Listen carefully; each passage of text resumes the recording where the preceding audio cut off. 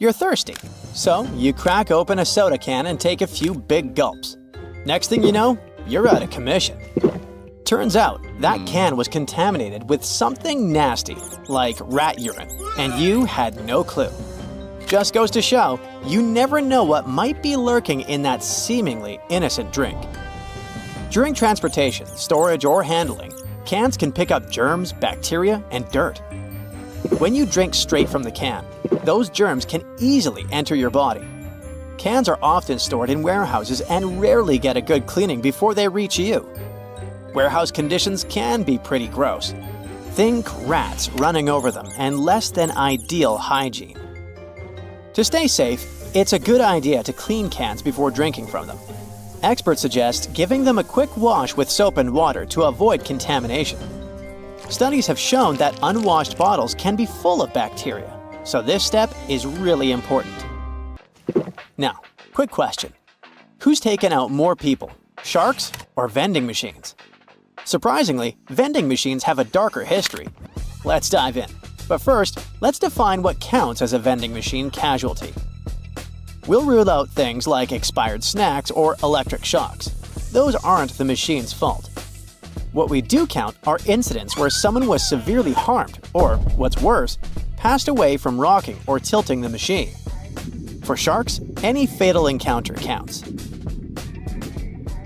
In a 1995 report, there were 2 severe incidents that ended up in demise and 1 serious injury linked to vending machines. Since 1978, there have been at least 37 such incidents and 113 injuries, which gives us about 2 fatalities per year. Compare that to 1 shark-related incident in 2021. However, this data is quite old. Since 2008, there haven't been any reported vending machine incidents. Why the drop? It could be due to warning signs and credit card readers reducing the need to shake machines. But remember, your risk varies based on where you live and your habits. In the end, the vending machine versus shark comparison isn't quite accurate anymore. Today, you're more likely to have a serious encounter with a shark than a vending machine. But the point remains, sharks aren't the bloodthirsty hunters they're made out to be. So, someone pointed out your visible nose hairs, and now you're looking for ways to deal with them. You might think plucking is the way to go, but hold up, it's not as safe as you think. Here are 3 solid reasons to avoid plucking your nose hair. Your nose is full of delicate nerves, follicles, and plenty of bacteria. Plucking nose hair can damage the sensitive skin inside your nostrils, letting germs in and causing issues like infections and inflammation. Also, just like with waxing, plucking nose hair can result in ingrown hairs. As the hair grows back, it might curl into the follicle, causing bumps, discomfort, and inflammation. This can lead to folliculitis, which shows up as small, pus-filled red bumps and can be itchy or painful. In severe cases, plucking nose hairs can cause nasal furunculosis, a deep follicle infection with swelling and discomfort. This infection can spread to blood vessels near the brain, potentially leading to cavernous sinus thrombosis, a condition where blood clots form behind the eye sockets. If not treated, this condition can be life-threatening and may cause permanent brain damage. To avoid these problems, go for trimming your nose hair instead. Trimming doesn't make your hair grow back thicker or faster, and it helps maintain the right amount of nose hair to keep out pathogens. Contact lenses are meant to help you see, but they can make you turn completely blind. One big no-no is wearing your contacts in the shower. It's bad for both your lenses and your eye health. Showering with contacts is like swimming or sleeping with them in. It's a common mistake. Water and contacts just don't mix. You need to keep your lenses clean to avoid any issues. If water gets behind your lens, germs or chemicals like chlorine can get in there and cause trouble. At best, you might end up with sore or itchy eyes. Worse, you could get conjunctivitis from a bacterial infection. In rare, serious cases, you might even face infections, which can sometimes lead to blindness. Most people wear contacts in the shower accidentally rather than doing it on purpose. If this happens, close your eyes right away and carefully step out of the shower to remove your lenses. If your eyes feel sore or look red afterward, contact your optometrist ASAP. Always use the cleaning solution your optometrist recommends to sterilize your lenses before putting them back in. But really, it's best to take out your contacts before showering or bathing. If there's one piece of home decor you should keep a close eye on, it's snow globes. They might seem harmless, but a family in East Hampton, Massachusetts would beg to differ. In a crazy turn of events, a snow globe sparked a fire in their apartment while no one was home. Luckily, quick-thinking neighbors and a swift response from the fire department kept the blaze from spreading through the entire complex. It was a normal Thursday morning when, around 11:30 a.m., neighbors heard smoke alarms blaring in the apartment and dialed 911. Firefighters arrived to find the place locked, so they had to force their way in. Inside, they found a small fire on the coffee table and a room filled with smoke. There, they also saw the culprit. It was a snow globe. It was sitting just right on the coffee table, and the sunlight hit it at the perfect angle, magnifying onto some cardboard and styrofoam and setting them on fire. While it's not common, fires started by magnified sunlight do happen. Many firefighters have seen blazes ignited by mirrors and magnifying glasses. So, keep those snow globes out of direct sunlight. Better safe than sorry. Alright, let's talk about fatal fruit. No, I'm not going to bore you with another lame list of the most poisonous fruits out there. Instead, I'm going to tell you about something heavenly tasty that can make you teleport to the heavens in a matter of seconds. Meet the coconut. This seemingly innocent fruit has a dark side. Coconuts are responsible for around 150 fatalities each year. These bad boys have a whole page dedicated to the fatal incidents they've caused. A full-size coconut weighs about 3 pounds 3 ounces. And if you know a thing or two about physics, you'll understand that gravity makes them even more dangerous when they fall from trees. But it's not just falling coconuts you need to worry about. Consuming large amounts of coconut water can lead to sudden cardiac arrest due to hyperkalemia, thanks to its high potassium levels. And while rare, there have been cases of anaphylaxis in people with coconut allergies. While the most common way coconuts cause harm is by falling and hitting someone, there have been some unusual incidents too. In December 1923, a man in Newcastle, Pennsylvania, passed away while trying to crack open a coconut with the butt end of a loaded revolver. It went off, and he was shot in the abdomen. You know those handy selfie sticks that help you nail the perfect shot? Turns out, they can be way more dangerous than you'd expect. These little gadgets have led to a surprising amount of injuries and even some fatalities. People have accidentally knocked themselves or others out, taken a tumble off cliffs, and even been hit by cars while trying to get that Insta-worthy pic. Some popular landmarks have even banned selfie sticks altogether. For instance, the oceanfront in Mumbai has said no to selfie sticks. India, by the way, leads the world in selfie-related deaths. Nearly 40% of the 49 globally recorded fatalities over the past 3 years happened there. If you still think selfie accidents aren't a big deal, consider this. From 2008 to mid-2021, a staggering 379 people lost their lives while trying to get that perfect shot. So yeah, it's definitely something to take seriously. You check into your hotel room, connect to Wi-Fi, jump on the bed, and post 15 photos of your new window view. When the initial surge of excitement is gone, you notice a suspicious blinking light on your big TV. Could it be that someone is watching you? Or have you just seen too many spy movies? Well, hidden cameras come in all shapes and sizes. Large ones are easy to spot, but the small ones can be really sneaky and inconspicuous. They can be hiding behind furniture, in decorations or vents, and anywhere else you'll have trouble noticing. There are even special cameras that can be hidden in everyday movable objects, like alarm clocks, picture frames, vases, and lamps.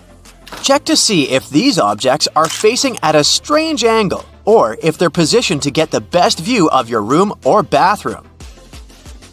The easiest way to spot a hidden cam is to look for the lens reflection, because all cameras come with lenses.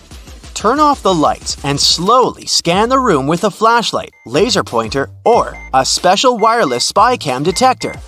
It comes with infrared scanning lights and one illuminating light. When you find a reflective red spot, you gotta turn on the flashlight to help check if there is a hidden camera. Definitely check the vents along with any other holes and gaps in the walls or ceiling. Some advanced detectors even show you what the camera is seeing, making it way easier to spot and disable. The detectors only work on cameras that are turned on and working normally though. Your mobile phone can also help you find some hidden threats. Turn on Bluetooth and walk around. See if any unknown devices pop up on the screen. Another idea is to install a network scanner app that shows all devices that are connected to the Wi-Fi network you're using at the hotel. When it's done scanning, study the list for devices called something like IP camera or CAM. Plus, you can put your phone on selfie mode, turn off the light and close the curtains, and look around the room slowly while focusing on the screen. Keep an eye out for purple or white lights on the screen. You can play detective some more and call your friend or family member and start walking around your room. Secret cameras should emit a sort of radio frequency. It will most likely interfere with your phone call signal. If you start hearing any weird noises while you're on the phone in a certain area of your room, make sure to inspect it carefully. Check out the light switches, electrical outlets, lamps, and other objects you normally wouldn't pay attention to. If they look a bit crooked, have a hole, or seem misplaced, it could be a sign that someone tampered with them. Many spy devices need wires, and whoever installed them had to hide those wires, often behind the vinyl baseboard. That's why the place where the floor and the wall meet is another area you should check. Ridges, bumps, or discoloration could be a sign there's a microphone hiding there.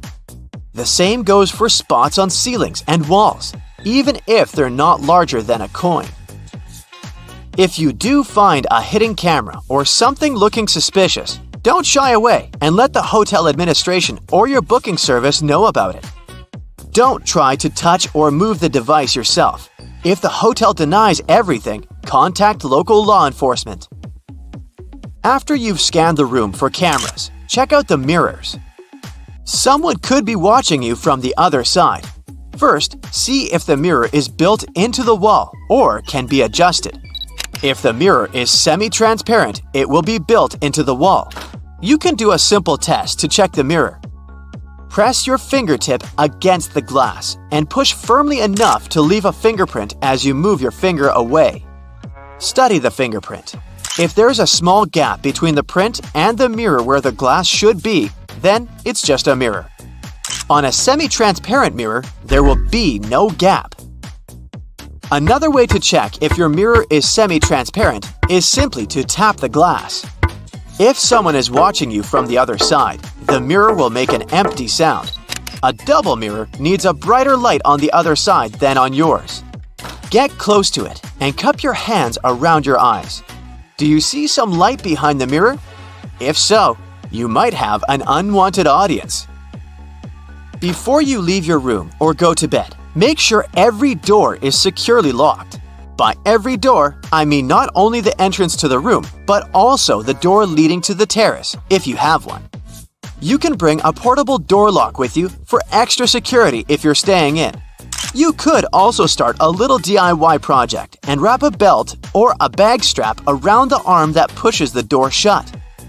Buckle it up and wrap it around several times for an extra layer of protection. Another idea for when you're about to nap or go to sleep is to build a pyramid of stuff by the door. Glasses and mugs will do perfectly.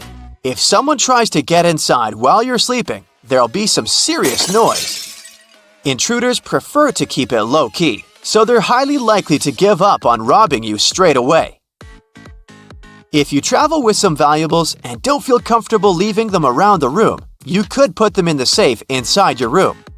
But because those safes use passcodes instead of physical locks, someone from the hotel has to know the master code to unlock it, just in case. So, you can bring your own safe with you instead. You can find the ones looking like books on Amazon, for example. They're made of strong metal and textured paper. They come with a combination lock and have enough room to fit your passports, cash, and jewelry. In case you have to leave your laptop in the room and want to make sure no one plugs in a USB drive to steal your data, here's what you can do. Leave a bottle of water or some other item next to the USB port. Measure the distance. Let's say it's 1 thumb length away. For someone to plug in their device in the laptop, they need to move the bottle. You can take it one step further and drop a pen parallel to the laptop under a certain angle. You can measure the angle with your smartwatch or phone using the Compass app. Again, if someone moves it, you'll know. Even something as simple as a "Please do not disturb" sign can help you figure out if someone entered your room while you were away. Make it look like you left in a rush and the sign accidentally stuck between the door and the door frame. If you come back and the sign is hanging freely, then someone must have ignored it and tried to disturb you. In that case, you can contact reception and ask to send someone to enter the room with you to keep you safe. If you care about the cleanliness of your room as much as you do about your belongings and your personal safety, this one's for you. Hotel housekeeping workers normally have up to 20 rooms to take care of on an 8-hour shift. It means they'll have no more than 30 minutes for your room. It gives them enough time to make the bed, clean the floors in the room and the bathroom, empty the trash bins, and dust all surfaces. But they rarely have the time to take care of smaller objects like light switches, door and drawer handles, and remotes. And yes, these are exactly the objects you'll be in contact with the most. They can actually have more germs than the toilet. So if you want to be sure those germs won't land on your hands, bring enough antibacterial wipes to clean all those things before you touch them. Well, it's that time of year again, spring cleaning. Making your way outside, you grab the duster and broom to get rid of all those cobwebs on your windows. They don't stand a chance this time. Removing one cobweb after the other, you suddenly notice some weird-shaped mud stuck under the eaves and porch. What's this? It suddenly dawns on you. These have to be mud dauber wasp nests. You're probably thinking there's a swarm of them around with so many nests being side by side. Luckily, mud dauber wasps are solitary insects. Whew! All those little mud huts are filled with paralyzed spiders. Sometimes, even up to 500 spiders can be trapped in these lockers, just waiting for the wasp young to hatch. If the nest has holes, it may indicate the nest is inactive or old, as mud dauber wasps create holes when they leave the nest. If you're not going to remove them, it's best to wait till nighttime when they're not as active. While they're pretty placid, if they feel threatened, they won't hesitate to sting. Looking like someone got halfway through building one insect and forgot what part came next, the mole cricket is one insect that really looks out of this world. With claws like a mole, a body of a cricket, and the head of a shrimp, this critter is like the platypus of the insect world. They're not venomous and will only bite if you trap them inside your hand. And if you really annoy it, it's got something else up its sleeve – the wings. They can spit a foul-smelling brown liquid from their body, just like a skunk. So just let them leave your home and there will be nothing to clean up.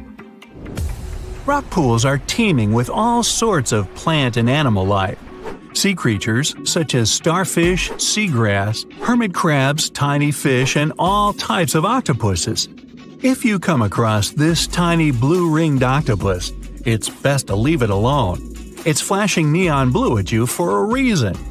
This miniature octopus has a venomous bite that's 1,000 times stronger than cyanide, with no antidote available. Don't poke it with a stick or try to pick one up.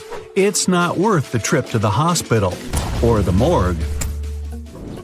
Snakes on land are scary, but sea snakes are on an entirely different level. Found in the Indian and Pacific Oceans, there are about 50 different species of sea snakes, and they're beautiful as much as they're dangerous. Luckily, they don't seem to worry about us too much. The Dubois sea snake is arguably the most venomous snake in the ocean, with the big sea snake not far behind. Their venom makes a cobra's bite seem like a walk in the park. The venom of both these snakes is extremely dangerous. Good thing for us that their venom can take hours to cause any symptoms in humans. If they can bite through your wetsuit, that is. Now, if this fly lands on your arm outside, you might just scream a little. Hey, I wouldn't blame you. The scorpion fly, as its name suggests, has a curved tail that looks just like a scorpion stinger. But you can breathe a sigh of relief. This is only used for mating. It also has a long beak-like head that's used to feed after stealing insects from spiders' webs.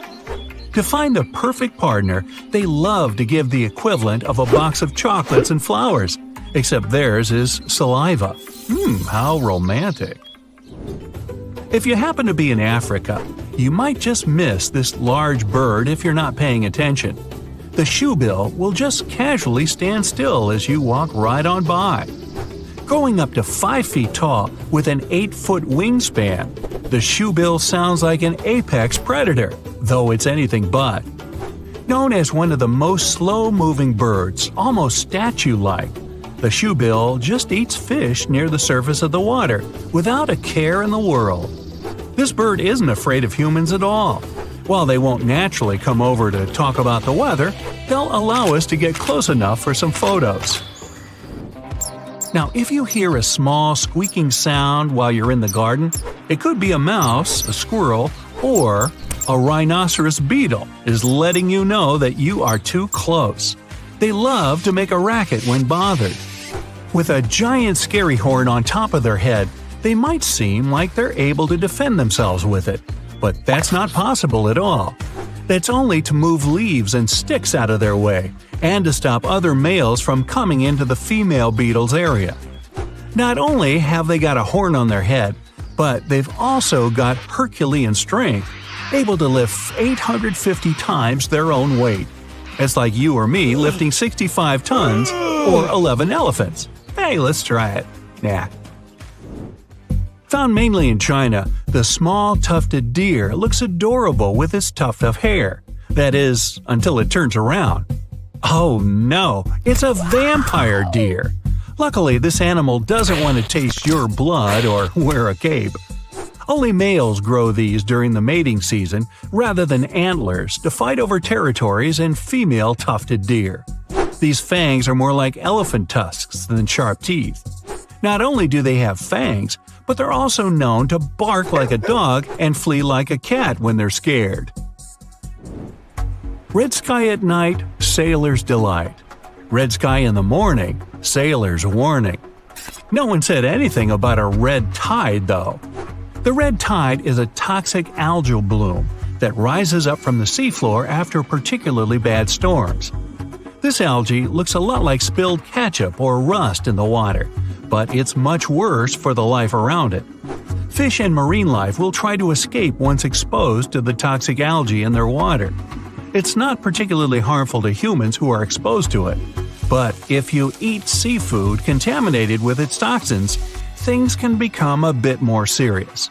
So, if the sea is red, just stay out of the water. Some spiders love to show off with bright colors to show they're dangerous. Not the Sydney funnel web spider of Australia. This glossy black spider doesn't need theatrics to prove it's tough. These bad-tempered crawlers cause serious alarm when they decide to bite us. It can shut down our entire nervous system in as little as 30 minutes. Making their web in any shelter, like old logs, shoes, or even garden gnomes, the funnel web spiders like to live close to our surroundings for easy food. When they get tired of an area, they just leave their web behind and wander off to find somewhere new. Perfect. Some say honey badgers don't care, and I think they might be right. When you're brave enough to take food away from a jaguar, lion, or hyena, hey, what do you got to fear? These tough relatives of the weasel aren't just ferocious, they're super smart. Known to even use tools to escape from enclosures. Objects like rakes, stones, and mud just become things to climb for freedom. Aside from their physical similarities to the skunk, The honey badger also boasts a dangerous gland in its tail containing a powerful stink machine. So they're tough, stinky, have extremely stretchy and strong skin, and to top it all off, they've got a strong immunity to scorpions and snakes. The best thing to do if you walk into a honey badger is to leave it alone. What chance do we have? Ever heard of the fungus strawberries and cream? No? What about its other name, the bleeding tooth fungus? This fungus isn't toxic, but tastes so bitter that you might think twice about trying some. When young and growing, this white mushroom appears to have red jelly coming out of its pores. This sticky liquid is sap that's pushed up from taking on too much water. The adult mushroom is just a boring beige compared to this. Underneath the mushroom cap, where its spores are produced, it has a tooth-like structure, just to make it even weirder. Tasmanian devils have a reputation for being bad-tempered when threatened by a predator, fighting other males, or getting a place at the table for dinner. They're dubbed devils because of the teeth-baring, lunging, and one of the scariest shrieks you'll ever hear in the middle of the night. They'll also eat pretty much anything they can get a hold of, too. They don't habitually go for people, although they will defend themselves if they're cornered. With such a powerful bite, you wouldn't want to be on the receiving end. Good thing the Tassie devils would much rather escape as well.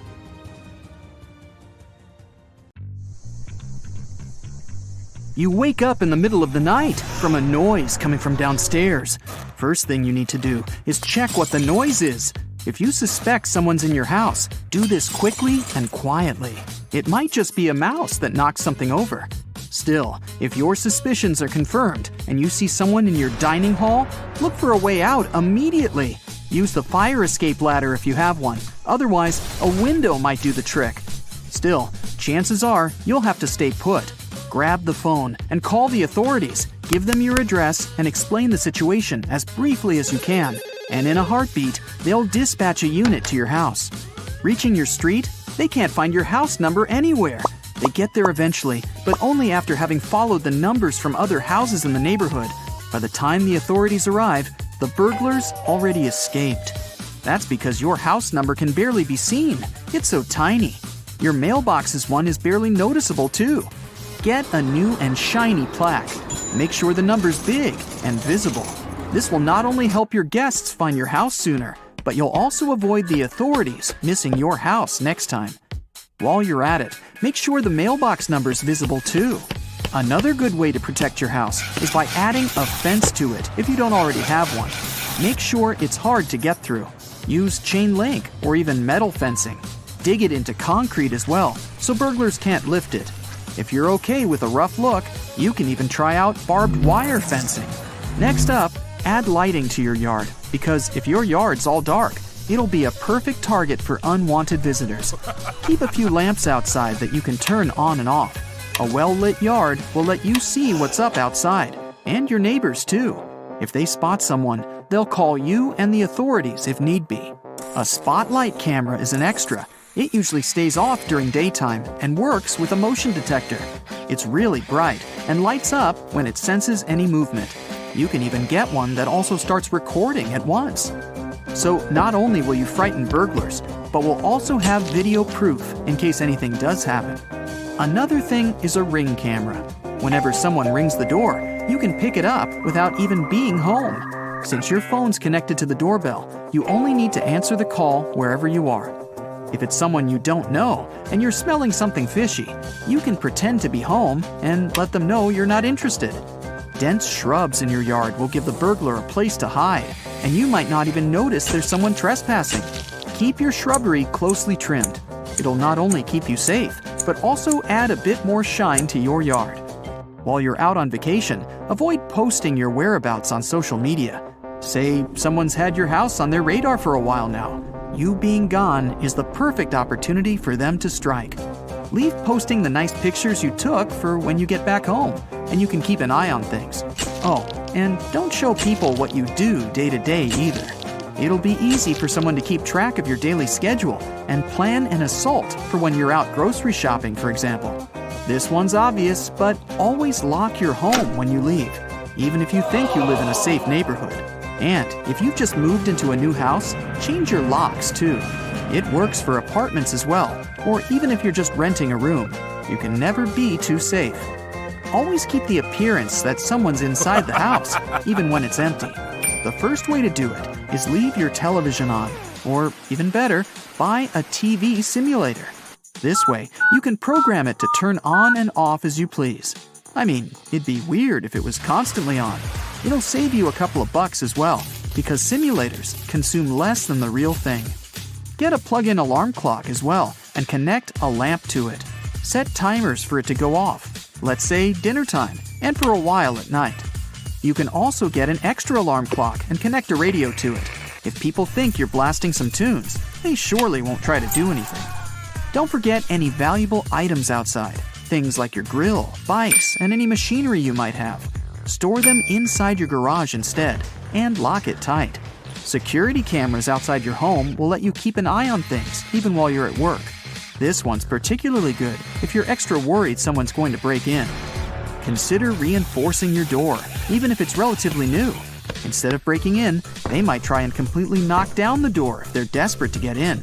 Get a sturdier one that won't come down easily. This goes for windows too. It's worth investing in a type of glass that won't break when a rock hits it. Or use security film. It's a strong, transparent plastic you put on your windows to strengthen them. Even if your windows break, this film will hold the shards of glass in place. It'll delay the entry by quite a bit, so they might even quit the whole thing. How much mail you've got also lets people know if you're home or not. If there's a huge pile of it, it's clear you haven't checked it for at least a couple of days. So even if your house wasn't a target, it might be now. Get familiar with your neighbors, invite them over for a cup of tea, and talk about your concerns. You'll watch their back, and they'll watch yours. And if anyone suspicious comes around, they'll let you know. You can even ask for a favor or two while you're on vacation. Ask them to park one of their cars in your driveway to pretend someone's at home. While you're at it, give them the key to your mailbox and ask them to take your letters for you. You'll repay them when they go on vacation. Take a walk around your house and put yourself in the mind of a burglar. What would you do to get in? There's a tree there that you can climb to reach the second floor. Or maybe it's just too easy to climb the pile of junk that you've got there.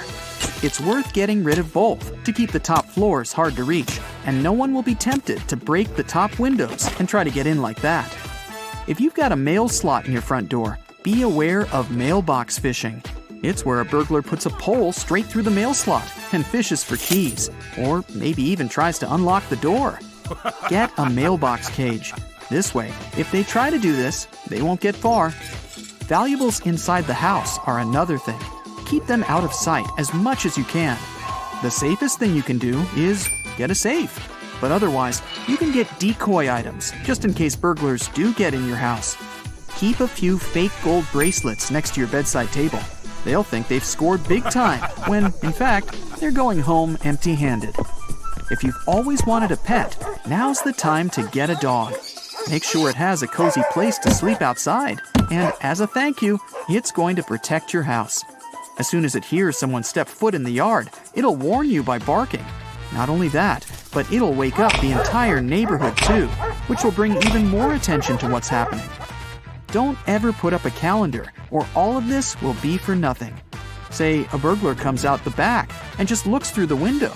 If they spot a calendar with the exact dates you're going to be away, none of these tricks will work because they'll know better than to fall for them.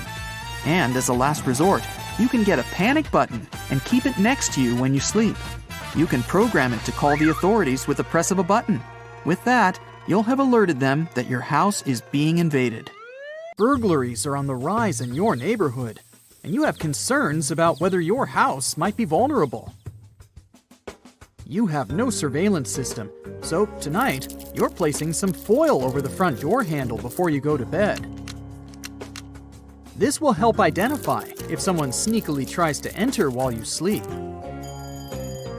You wake up the next morning, and it appears the foil is slightly ripped. Someone has been here, and they're sure to return.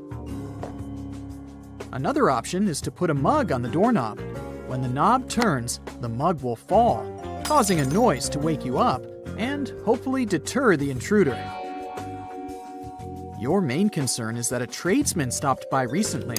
He said that he was working next door and asked to use your toilet. You refused and felt bad at the time for being rude, but it was a very smart move. About 60% of burglaries in the USA are made by someone you know or have met before. That tradesman, while going to the bathroom, could have adjusted something in your house to make their return entry a little easier. They may have wanted to take a closer look at what security system is installed, check the structural integrity of your home, and found out what valuable loot you might have. Finally, today you're going on vacation. You need to prepare your house and make it as safe as possible. A full post box is the first thing a robber will look for in a target. Your neighbor will need to take your mail while you're away. A well-manicured property is a clear sign that you are always there. You've always kept your lawn mown and hedges trimmed, so you will need to arrange for someone to do this while you're away. If it was winter, any untouched snow around your house would also make it a target. Having a neighbor make pretend footprints that show recent activity will also provide a deterrent. There are many types of hedges that act as a great first defense. Luckily, you have sharp-leaved shrubs along your fences. If someone jumps into your property and lands on a sharp or spiky bush, they will immediately cry out in discomfort. This will alert your neighbors of an intruder. And the foliage will also catch fragments of clothing that could be used as evidence later. In preparation for your trip the week before, you opened and closed your curtains at random times throughout the day. You made sure there were no clear patterns, so it won't matter if they're left open while you're away, just in case someone was scouting your property. Burglars spend several days walking or driving through neighborhoods, identifying the behaviors of each house. One thing they don't really like is a neighborhood watch. Criminals do their research before they start scouting and will avoid these areas. Something for you to organize when you get back. Now, move all your expensive electronics away from the windows so there's nothing of value in clear view. Put them inside a cupboard or a concealed room. Don't worry about TVs. They're too large and take effort to move. The criminals are more interested in the smaller devices, like an iPad and gaming devices. Put your small expensive items, like jewelry, in boxes and hide them away in a secret location. Surprisingly, a kid's room is a good spot. Burglars have admitted to never going into them, as there's nothing of value in toys. Take photos of all the serial numbers on your electronic devices and create an inventory for insurance purposes. 95% of break-ins are done by force, so it's time to reinforce your windows and doors. You can make it even more difficult for the crooks. Remove all stools, chairs, and ladders in the backyard and put them into your garage. Otherwise, they will help provide easier access points to higher entrances, like the air conditioner box. This is one of their favorites. Without a way to reinforce it, it's easy to tear off and creates an entrance. Don't make it easier for them with a step-up. Burglars can break down a weak door within 1 minute. Install a metal frame instead of wood for more support. The hinges and lock should have adequate strength to withstand being kicked long enough until they give up. With the lock as the remaining weak spot, this can easily be picked by an experienced thief. A simple protection lock that holds it in place will make sure it won't budge. The hinges on your garage door swing outwards, which makes it vulnerable and can be accessed by taking the pins out of the hinges. Replace them with tamper-proof pins so they can't be removed. And lastly, the garage overhead door is one of the first places a burglar looks to access. They don't have a lock that fully secures them. Attach a padlock on the latch connecting it to the track, holding it in place. Your garage door doesn't have this option, so drill a hole in the track just above one of the rollers and attach a padlock. Robbers are scared of dogs, the territorial and loyal guardians of the house. A survey found that most houses burgled didn't have dogs because thieves don't want to draw attention during a heist. Unfortunately, you don't own one, but just placing a dog bowl outside the front door will discourage them. Burglars have adapted their craft with technology. 4 out of 5 criminals use social media like Facebook, Twitter, and Google Maps to find their targets. Even sharing a photo with a house key in it is enough for a burglar to create their own key by zooming in and taking the exact measurements. Make sure your wireless network is secure and use a new, much stronger password while away. You're not only vulnerable to physical objects being stolen. Valuable data like passwords and access codes can be taken through your network. And there's also the threat of infecting devices through malicious malware. You can also remove the vision of your house completely from Google Maps. Type in your home address, find the street view of your residence, press the Options button, and select Report a Problem. You'll be taken to a screen with an image of your home, with the option to move a red square to cover your property. Request it to be blurred under the option My Home and enter your exact address. It will only take a couple of days to be processed. Don't leave the radio on while away. It won't help. Through the burglars' method of scouting houses, they take note of radio and TV sounds. When they return, they check if they're still on, which just makes it easier to confirm that no one's home. An alternative option to show active presence at home is by making your own audio, something that plays ambient noises randomly throughout the day, with footsteps, conversations, and a dog barking. Leaving your lights on is also not a good idea. Someone spying will notice your house easier, especially at night, and you'll be further robbed on your electricity bill. You're just about ready to leave on your vacation and need to take the trash out. If you have some large boxes, break them down so they can fit inside the bin. Hide any clues about what valuables you recently received. Last check, all the doors are locked and no windows are left open. Now you can finally enjoy your trip. But as you enjoy yourself in your picturesque location, leave any snaps on your phone while you're over there and post them online only when you return. If you do share your photos while you're away, it will have made all your preparations pointless. Every criminal in the area will know you're not home. But with 2.5 million houses burgled annually in the USA, a house without a modern security system is 300% more likely to be broken into. When you get back from your break, it will be a great idea to install one. Did you know that most break-ins take place in the middle of the day? The FBI says burglaries happen midday because people are outside the house. Don't let your home be an easy mark for theft. Here are 10 tips to protect your home and some security items you might need along the way. Number 1 on our list is portable door locks. They aren't just designed for regular houses. Let's say you stay in a rented house where other guests also come and go. You can carry one of these portable locks with you. Many rooms have secondary locking mechanisms besides the regular lock, like security chains attached to the door, but you shouldn't always rely on them. These mechanisms are only held by screws. It means they're easy to dislocate. There are many portable lock models, so what should you look for? Ease of use is the key for installation and removal in case of emergency. Most inward swing doors are suitable for these items. Add-A-Lock is a good example. You can find it on Amazon. It's fairly inexpensive, has a versatile design, and most importantly, comes in one piece.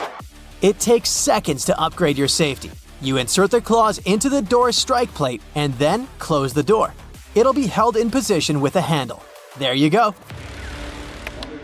Burglars don't hang out in your house or bother stealing heavy stuff like TVs. They want to get in and out in under 10 minutes. What you should do is take some precautions to slow them down. Laminated glass is great for this. You should consider investing in it. Normal windows that are made with tempered glass can shatter easily, but laminated windows are like shields. They can crack but not break apart. Instead of making smashing noises and grabbing attention, the burglar will probably leave. The structure of laminated glass is different from the regular one. It holds the piece intact even after a strong impact. Laminated glass windows are 100 times stiffer and 5 times more durable than standard. What makes these types of glass so special? Firstly, it's made with layers. There are 2 layers of glass, and there's a vinyl material in between that helps keep the 2 layers intact. As a bonus, laminated ones have a soundproofing feature.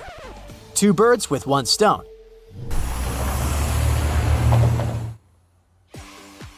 The interlayer absorbs some of the outside noise. It's glass after all. Aren't we going to see the vinyl layer? That might be the question that popped into your head. Nope, laminated glass is transparent, just like other types.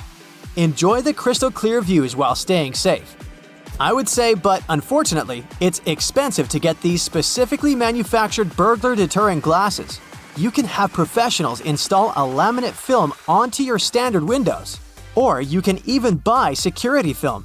They all work according to the same principle, but obviously, these alternatives cannot be as strong as the laminated glass itself.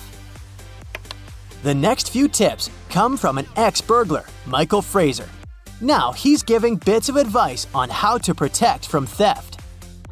His first tip is quite interesting. Don't put a "Beware of the dog" sticker if you have a dog. If a dog can walk around the house without triggering the alarm, so can a human. This is the way burglars think. Plus, many dogs get friendly in a short time unless they're specifically trained to catch strangers. Otherwise, they can easily be put in a room and, well, you know the rest. Bye-bye to precious items. Advertising your house for sale online is a standard procedure to attract potential buyers, but also thieves. With your innocent pics, burglars can have floor plans with virtual tours. They can easily spot the entry and escape routes. Sounds like a perfect plan to rob a house. Number 5 is buying a home security system. It helps prevent thefts and notifies you if that happens. According to the data, homes without a security system are almost 3 times more vulnerable to break-ins. There are numerous ones to choose from. Some are pricey, but luckily, there are affordable options too. You don't even have to call professionals. This do-it-yourself security system from Amazon is an example of a budget-friendly gadget with useful features. These types of devices are designed to be easy to install. You'll be guided through an app for the software and for the product itself. Bonus, you won't have to deal with screws, tools, or drilling.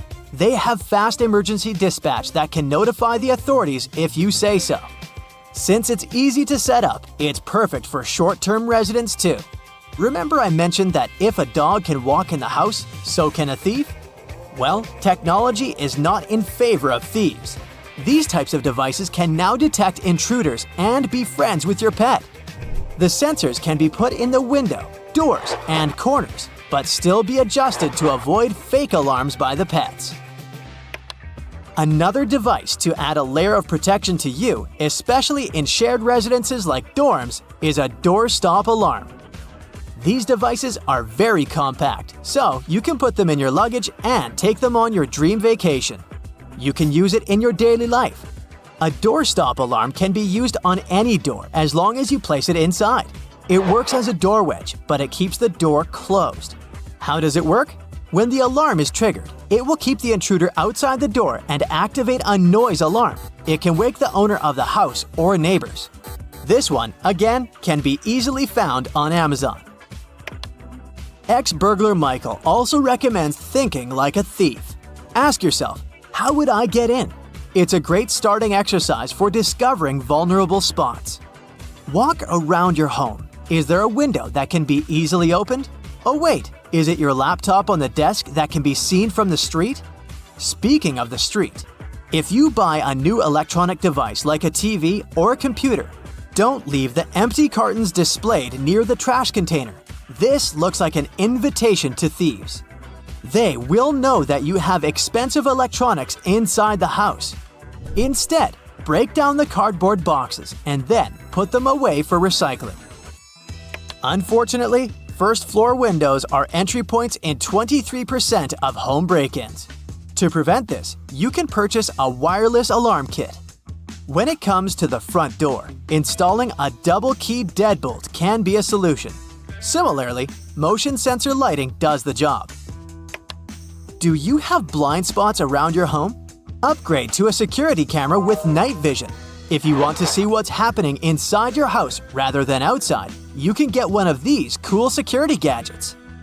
Orbi Robotic Mobile Sphere is like a ball, but it has a camera inserted in it. It doesn't have a limited view. Imagine you're at the office and want to play with your dog.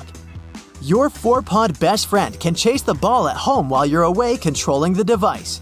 Ah, okay, we're here to save your house from burglars, so I'll leave fun pet toys for another video. Here is a shocking truth about fences. Most people believe that fences are like guardians protecting their property. Sorry to break it to you, but even tall and solid ones aren't as secure as you believe. The number one rule of a thief is not to be caught.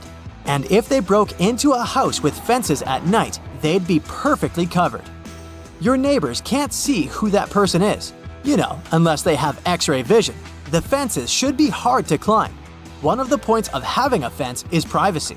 But I'm just saying metal, wire, and picket fences are harder for intruders to fly in.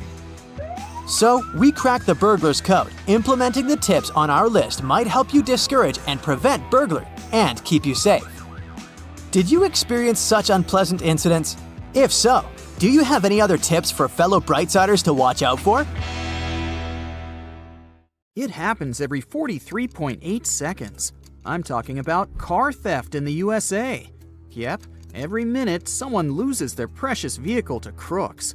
If you want to learn more about these heartbreaking stats, here you go. Over 800,000 car thefts were reported in the US in 2020 alone, and Ford pickups win the award for the Crook's Choice, since it was the one most frequently stolen. Also, New Year's Day had the most thefts. Seems like we all need to keep an eye out for our cars. First things first, it's very unlikely that someone may steal your car while you're on the move. But once you park it, it gets way easier. So, you need to park responsibly. Yeah, sometimes you might need to walk a bit more, but it's worth it if it means leaving your car in a well-lit place. Improperly parked cars are often taken away by tow trucks. Turns out, not all of them are real. So, should you ever see one near your car, check whether it's real or fake. A real tow truck should at least have some branding on it, and its crew should be wearing a uniform. Remember I told you it's not that easy to steal your car while you're on the move? Sorry, but that's only partially true. Carjackers don't really care about the fact that you're sitting in your car. The trick here is simple. Even if you're inside your vehicle, always make sure to lock your doors. Carjackers often have shady schemes of how to lure car owners out of their vehicles. They may even set up a trap and sort of stage a car accident. So even if you see that your car has been bumped from behind, don't rush out of it instantly to check on it. Just wait a little bit to pull over. Make sure the place where you stop is safe and there are people around you. In case you get suspicious, it's better to call the police. If you're ready to shell out some money to protect your car, here's some info. You can install a remote car starter. It's not just a great thing for those who live in colder climates and who need to start their car beforehand. Its main advantage is that you can't drive away with a car started like this, since this mode doesn't allow you to shift gears. Any car has a vehicle identification number, or simply VIN. This one may seem pointless, but here's a trick. When thieves sell a stolen car, they do VIN switching. It's when they want to disguise a stolen vehicle and use another VIN from a similar car. But if you etch your VIN on each window of your vehicle, crooks will instantly see that you're interested in protecting your car. Plus, such a vehicle will seem spoiled for them. After all, they'd have to do the VIN switching, plus they'd have to come up with a plan on how to fix the windows, as they have the VIN etched on them. They'll probably need to change the windows altogether, and that's pricey. So reselling such a car would appear too time-consuming for crooks, and they aren't willing to put in that much effort. Come on, these guys don't even work. They're way too lazy to deal with those windows. By the way, some specialists can do this etching for you, so you don't have to deal with it yourself. By the way, if you want to buy a used car, a VIN can help you a lot. Some cars are sort of cloned, which means their VIN isn't real, but was simply added to the plate manually. So you have to check all the documentation before buying a used car. Pay special attention to the DVLA V5 documents and make sure that the VIN there coincides with the VIN on the vehicle.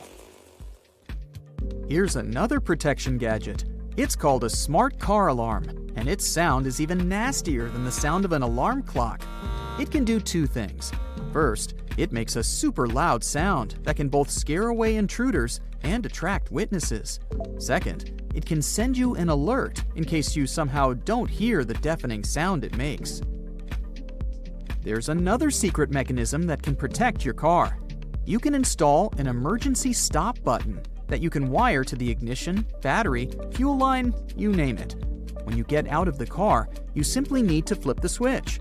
Even if crooks steal your keys somehow, it won't help them. They need to find the switch to start the car first, and it's up to you where to hide that switch. We all know that the more security you have in your car, the better. Crooks don't like to mess with technologies, and the statistics prove it.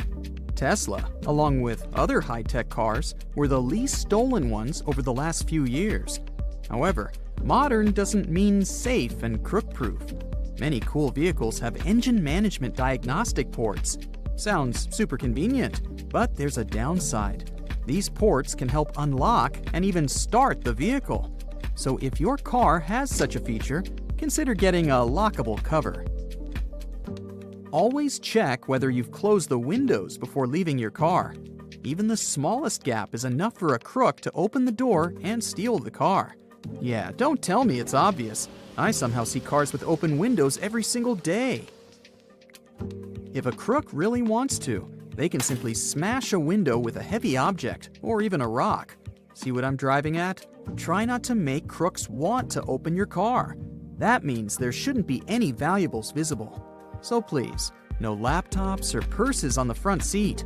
Hide them in the trunk or take them with you. There are many options. Just don't show thieves that there's something they can steal from your car. Keeping a spare key in the glove box isn't the best idea either. Crooks know where to look for it. It's really simple. They've opened the car, which isn't that complicated, and they just open up the glove box, and they're free to drive. So let's say you still keep your valuables in the car and a spare key in the glove box, because, you like it that way. Well, consider installing a steering wheel lock. It's probably not that functional, but experts believe it's a working visual deterrent. Remember how thieves are sort of lazy and don't want to mess with various gadgets? Specialists claim that crooks are more likely to pass by a car that has a steering wheel lock on it. So even if a crook still wants to drive your car away, they won't be able to. Plus, it's not that easy to remove it. Now for the most obvious tip. It's CCTV. There's a variety of such cameras today. They have night vision modes, people detection functions, and really high resolution. Literally anything you might need. A real camera can help you watch your car 24/7. But in case you don't feel like spending money on that, you can install a dummy and hope that the thieves won't figure it out. Okay, let's imagine the worst. Someone ignored all of these simple tips and got their car stolen. What should they do? First, they need to provide all the information to the police. So make sure you know the color. I know, it's easy, but please don't use complicated wording while describing the car color. Like, it's not moss, but rather dark green. You also need to know the year, make, and model. Make sure you remember all these. The police will also need to know your license plate number and VIN. If you don't remember the VIN by heart, write a note on your phone just in case. Oops, another burglary in the US has just occurred. Wait another 22.6 seconds and there will be another one. Hey, no need to worry about your property. Forewarned, forearmed. Let's explore a few tips on how to protect your house. A mere sticker can contribute a lot to your house's safety. For instance, you can use a sticker that says you have a home security system, even if in reality you don't. It may not sound convincing enough, but still, burglars prefer not to mess with such houses. Just one more tip here. Make sure the sticker looks true to life, so a makeshift sign won't do. It's better to fork out some money and grab a real-looking sticker. Another smart trick is to leave a pair of really large shoes on the porch so that the burglars could clearly see them. It will make them think someone big and dangerous lives there, and they won't fancy meeting them. Right, now let's inspect your door. I hope you don't leave the keys under the doormat. The only things you can leave under the mat are the cookies or chips. This is a fun way to see if someone was visiting you while you were away. However, the trick doesn't give you a 100% guarantee. It might be a mailman, a delivery guy who got the wrong door, or even a random dog hanging around your porch. Yeah, cookies feel better in your stomach, not under the doormat. Okay, you're back home from work. It was a tough day and you're tired. You leave the keys in the keyhole and completely forget about it. Right, the main thing is that you've locked the door and the keys are inside. But who said there is no burglar in the bushes targeting your house? Technically, it might be impossible to insert a dupe and get in if there's a key in the keyhole. But these guys are well equipped and have a whole assortment of hooks to lure the key out.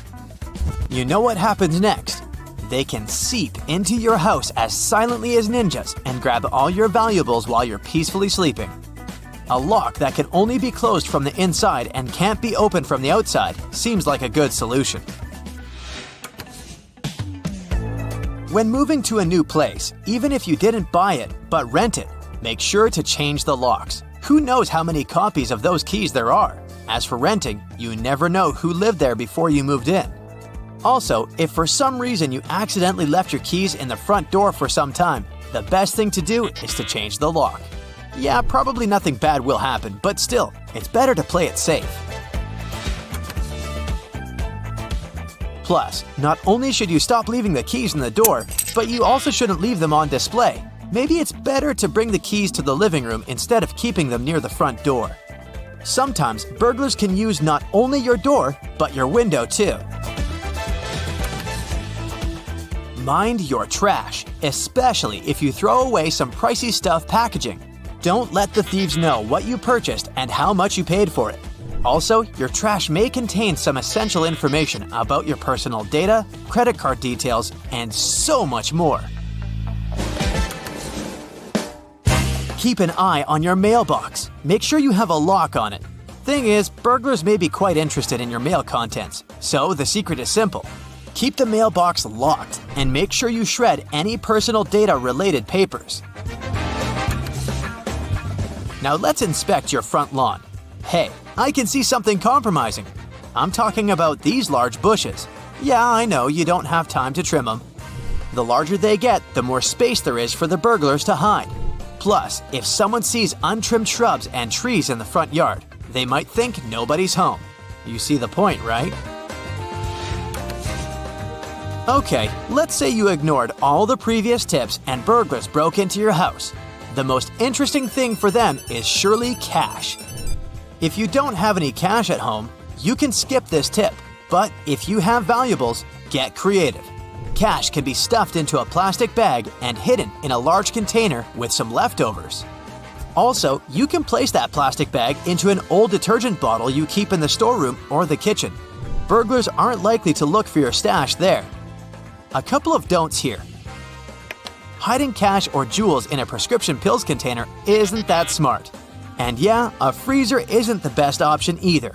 Many burglars like to check it in the first place. Time to see if you keep your keys right. If you keep your car and house keys together, you might want to reconsider it. First off, imagine you lose them and burglars somehow know where you live. Not only will they grab what they want, but they'll also have a vehicle to transport all your hard-earned belongings. Keep an eye on your garage keys, especially if it's possible to sneak into your house through your garage. Even if it isn't, who said there are no valuables in the garage? However, there are no limits whatsoever for burglars. They can sneak into houses even through small windows. The reason why they prefer doors is that it's the safest way, while squeezing through the window can get scratches, and it's not that they don't want to spoil their looks. The thing is, if they leave their DNA, they can be traced.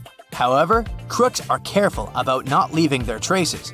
For instance, a report from England claims only about 3% of burglars leave forensic evidence. To protect yourself at night, there are several options. Number 1, insert a large paperclip or a bobby pin inside the keyhole.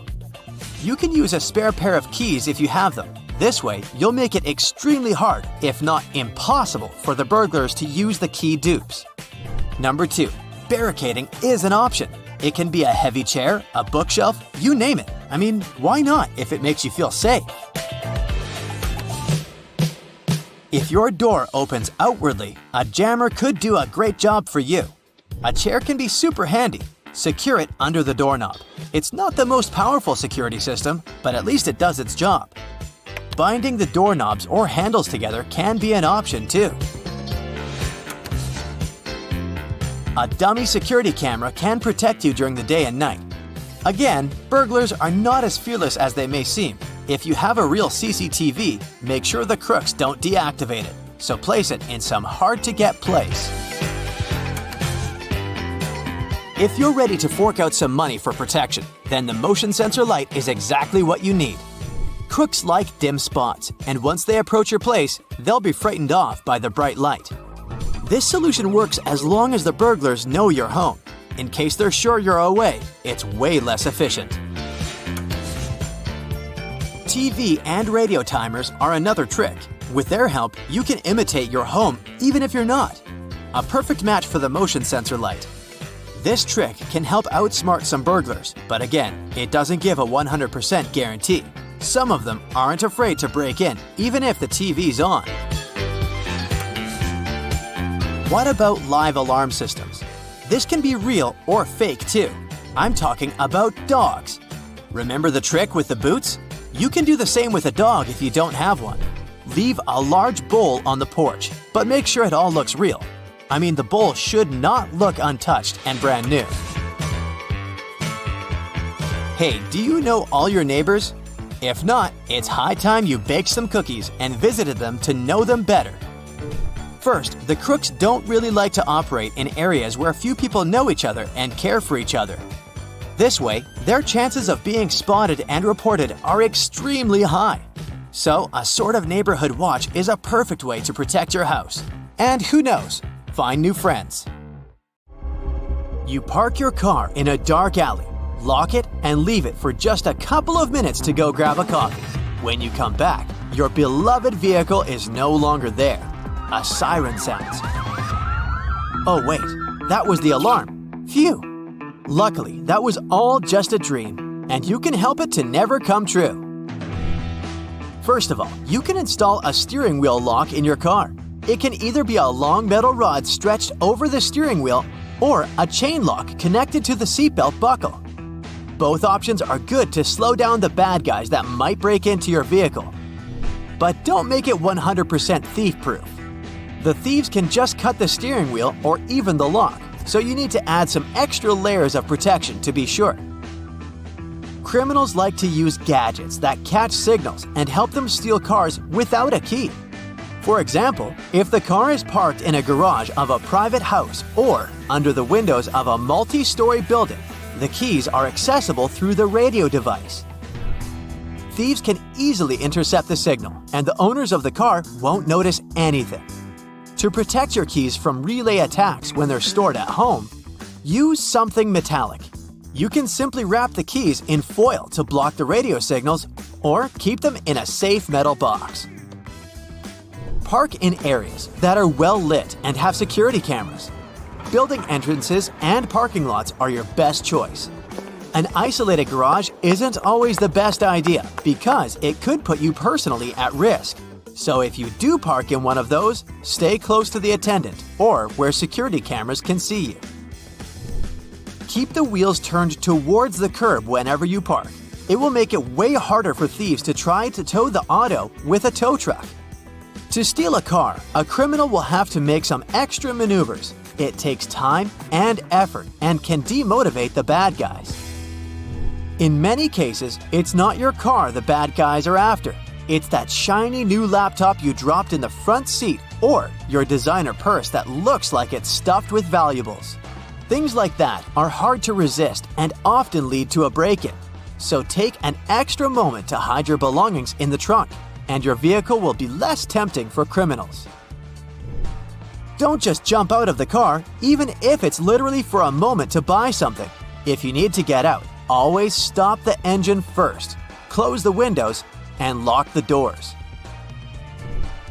Storing your vehicle registration in the car is a good way to make the lives of thieves easier. They can present it to police officers in case they get pulled over. Your insurance information and VIN can help them get new keys to unlock the car, no problem. If you aren't the only person using the car, find some secret place to hide the registration and only tell the people you trust 100% about it. You can also take a photo of your title registration and insurance information and store them on your smartphone. Another option is to make copies of those important docs and keep them with you. Mark your windshields, windows, and mirrors with a VIN number, which is the identification number of the vehicle. This service won't cost you a lot, but will demotivate the bad guys. They'll have to spend money to change the marked glass, and they will think twice if they want to invest in your vehicle. You can also play spy and leave marks on different parts of the car with an invisible pen, or cover it in microdots with your ID details.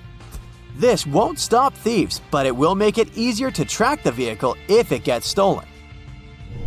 If you know that you'll have to leave the car somewhere new and you don't feel like it's a safe place, hide an old switched-on phone or tablet in it.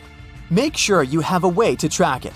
Then, the Find My Phone feature will help you locate the phone and the car in a matter of seconds. You can either get a cheap data plan for real-time tracking or rely on GPS. It should work even without a SIM card. Protect your side mirrors from thieves with special covers. You can find models that come with locks made from anti-cut materials. The cover will also protect your side mirrors from scratches and scuffs and extend their lifespan. Plus, you can go creative and choose covers with your favorite team's logo or something else that's important to you. Not a bad idea to customize your vehicle on a budget, right? Car thieves use different schemes to distract your attention.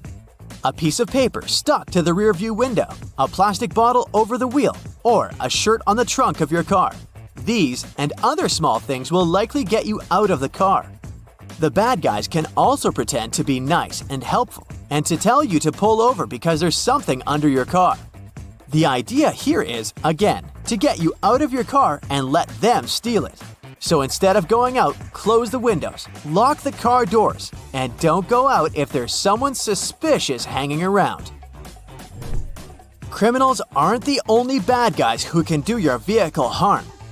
Harsh winter weather can be a problem too. If you don't want to find your wipers stuck to the windshield and scrape them off every morning, leave them up when you're not driving. You probably heard it's a bad idea because it ruins the arm's spring and can tempt someone to steal your wipers. Don't worry, the springs don't lose their elasticity, and there aren't really many people who are after your wiper blades. In case you forget to put the wipers up and find them safely stuck to your windshield, try running the AC. Cold air will defrost the windows just like warm air. It works by dehumidifying the air. If your lock is frozen and you can't get inside your own car, treat it with some hand sanitizer. That substance can melt the ice without a problem. To prevent your windshield from getting frosty, mix 3 parts vinegar and 1 part water and spray that solution on the windows overnight. It'll save you some scraping time in the morning. Always keep your gas tank more than half full in cold weather. Moist air will be happy to fill any empty space above the fuel in your tank. And that air will condense to water in the cold. Water is denser than gasoline, so it settles at the bottom of your tank. When enough of it accumulates, it'll go through the fuel line to the engine, and that's not really good. To protect your favorite car from rust, wash your vehicle regularly. Something as simple as that can be the difference because dirt damages the protective layer of clear coat and paint and makes it easier for rust to sneak in. Don't forget to wash the undercarriage of the car and the wheel wells. Make sure the car paint isn't chipping or peeling. You need that layer to protect your vehicle from the elements. In the cold season, salt from the road can also cause some rust spots. To avoid that, you should at least rinse the car every week, even in the winter. And don't forget to wax it at least twice a year. That's another good way to keep your paint looking good as new and protect it from UV rays. One more thing is to keep the inside of the car clean. If you spill something inside, always mop up the liquid. You don't want it to seep further and hit the metal parts. This is exactly how rust forms. If you receive a text that has 3 simple, seemingly harmless words, "Would you kindly?" Remember, it's a huge red flag. In fact, if even just one of the words, "kindly," pops up in a text from an unknown number, there's a huge chance scammers are after you. Tim Bajarin, a technology expert with 40 years of experience, explains that it's all because people in the U.S. don't often use the word kindly in everyday language. You're more likely to hear or read kindly in countries that were once under British influence, like Nigeria or India. There, English isn't the main language. There's a huge chance that someone living in one of those countries, and probably sitting in a boiler room full of tricksters, sent you the message. Same goes for help messages. Scammers often pretend to be tech support, saying there's an issue on your device and they'll help you fix it, but it's really a trick. Anti-fraud experts warn that if you get any message that you didn't ask for, whether it's a text, robocall, social media message, or email, it's smart to be extra careful. If you didn't start the conversation, it might be someone trying to trick you. Scammers know people are getting better at spotting tricks, so they've changed their approach. They use AI to have perfect grammar and spelling.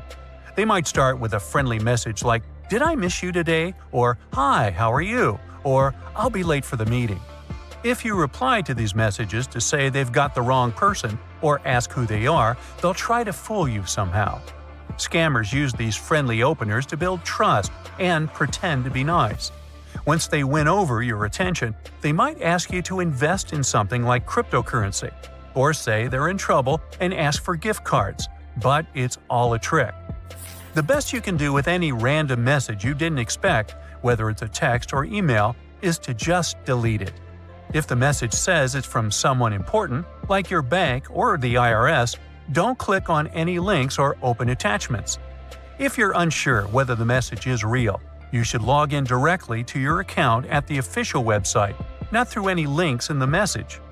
Another safe thing you can do is call the bank or company using their official phone number to check if they really were trying to contact you. It's important to report scam messages because law enforcement can use the information to see how big the problem is and put more effort into solving it. Another big scam that's happening more and more lately is the pig butchering scheme. But don't worry, no pigs are involved. It's called that because scammers spend some time fattening up their target first. They start talking to you on social media or a dating app and become friends, or even act like they're interested in a relationship with you.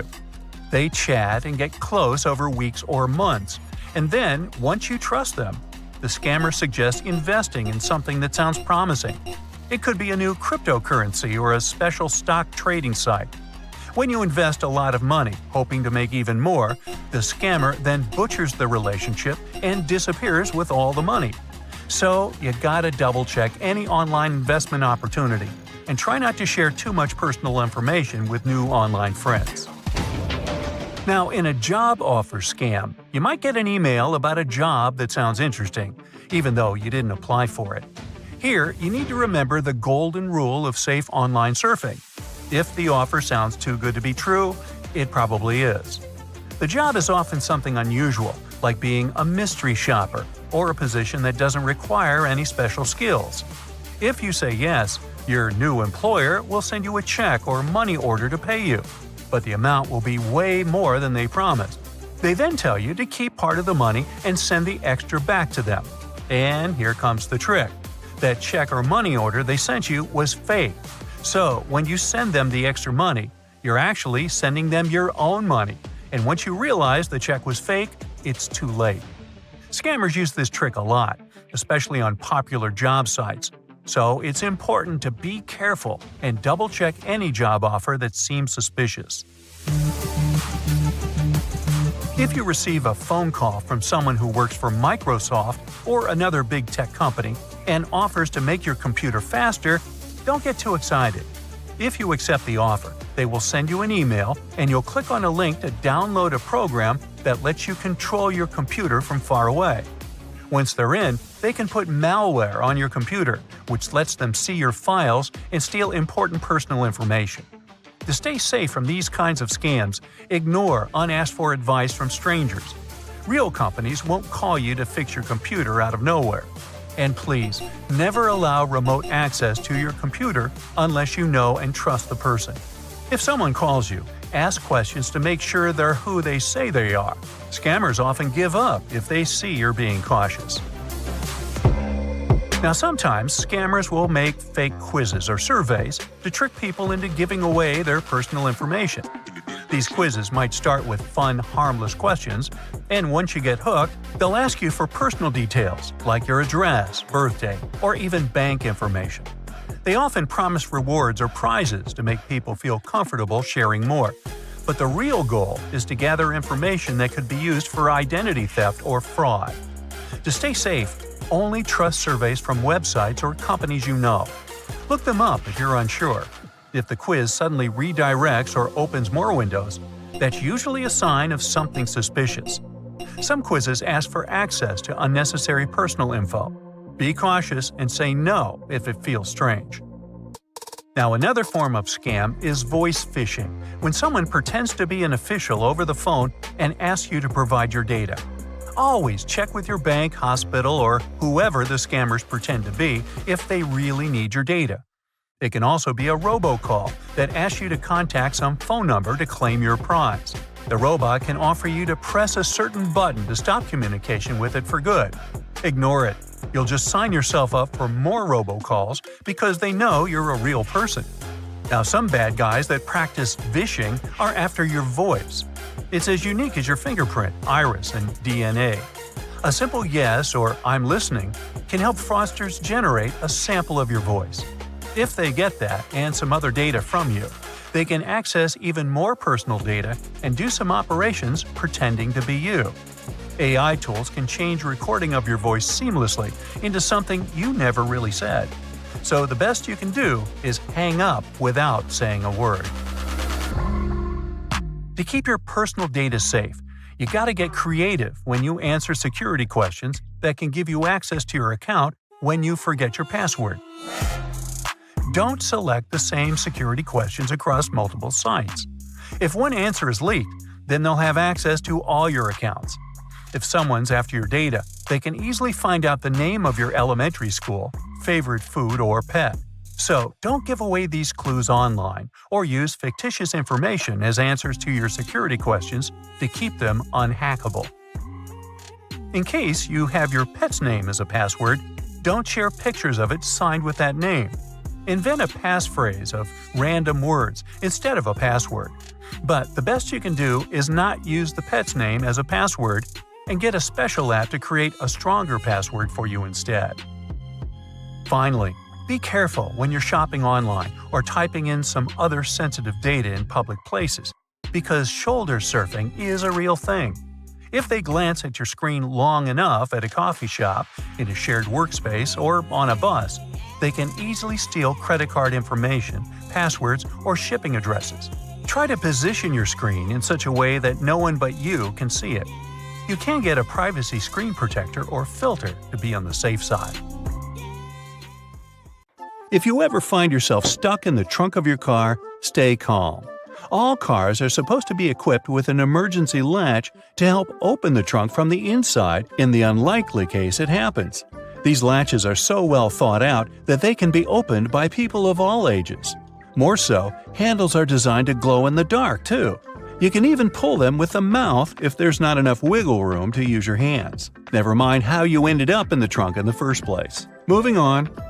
If you're ever working with needle and thread, remember you don't need to stick the needle directly into the spool. You may end up losing the needle altogether. Not to mention you can easily hurt your fingers. A lot of modern sewing kits these days come with a designated place for safeguarding the needles. It's located at the bottom part of the thread spool. You'll just need to pull it out. It's even made to hold multiple sewing needles at a time. Disposable ballpoint pens come with a little secret of their own. Did you ever notice that in some of them there's a small hole in the plastic part? It's actually a rudimentary ventilation system. It's supposed to let the ink easily make it to the tip of the pen. Okay, I know it's in the name, but you really don't need to shake the seasoning shaker to get any product out. Don't believe me? Hey, you're not the only one. Go grab your favorite seasoning bottle out of your pantry. If it has one of those removable plastic caps, it's perfect for the experiment. Instead of shaking the bottle, try holding it from the plastic cap while it's upside down. Now, gently twist the bottle from side to side and, before you know it, you get some gorgeously flowing seasoning without having to wiggle the shaker and make a mess all over the stove. On the same note, most salt and pepper shakers should have ridges on the bottom of the glass portion. In case you get any seasoning stuck in there, place the bottom of the salt shaker against the bottom of the pepper shaker and wiggle it around so the ridges click with each other. The seasoning should easily pour out now without you having to open the bottle.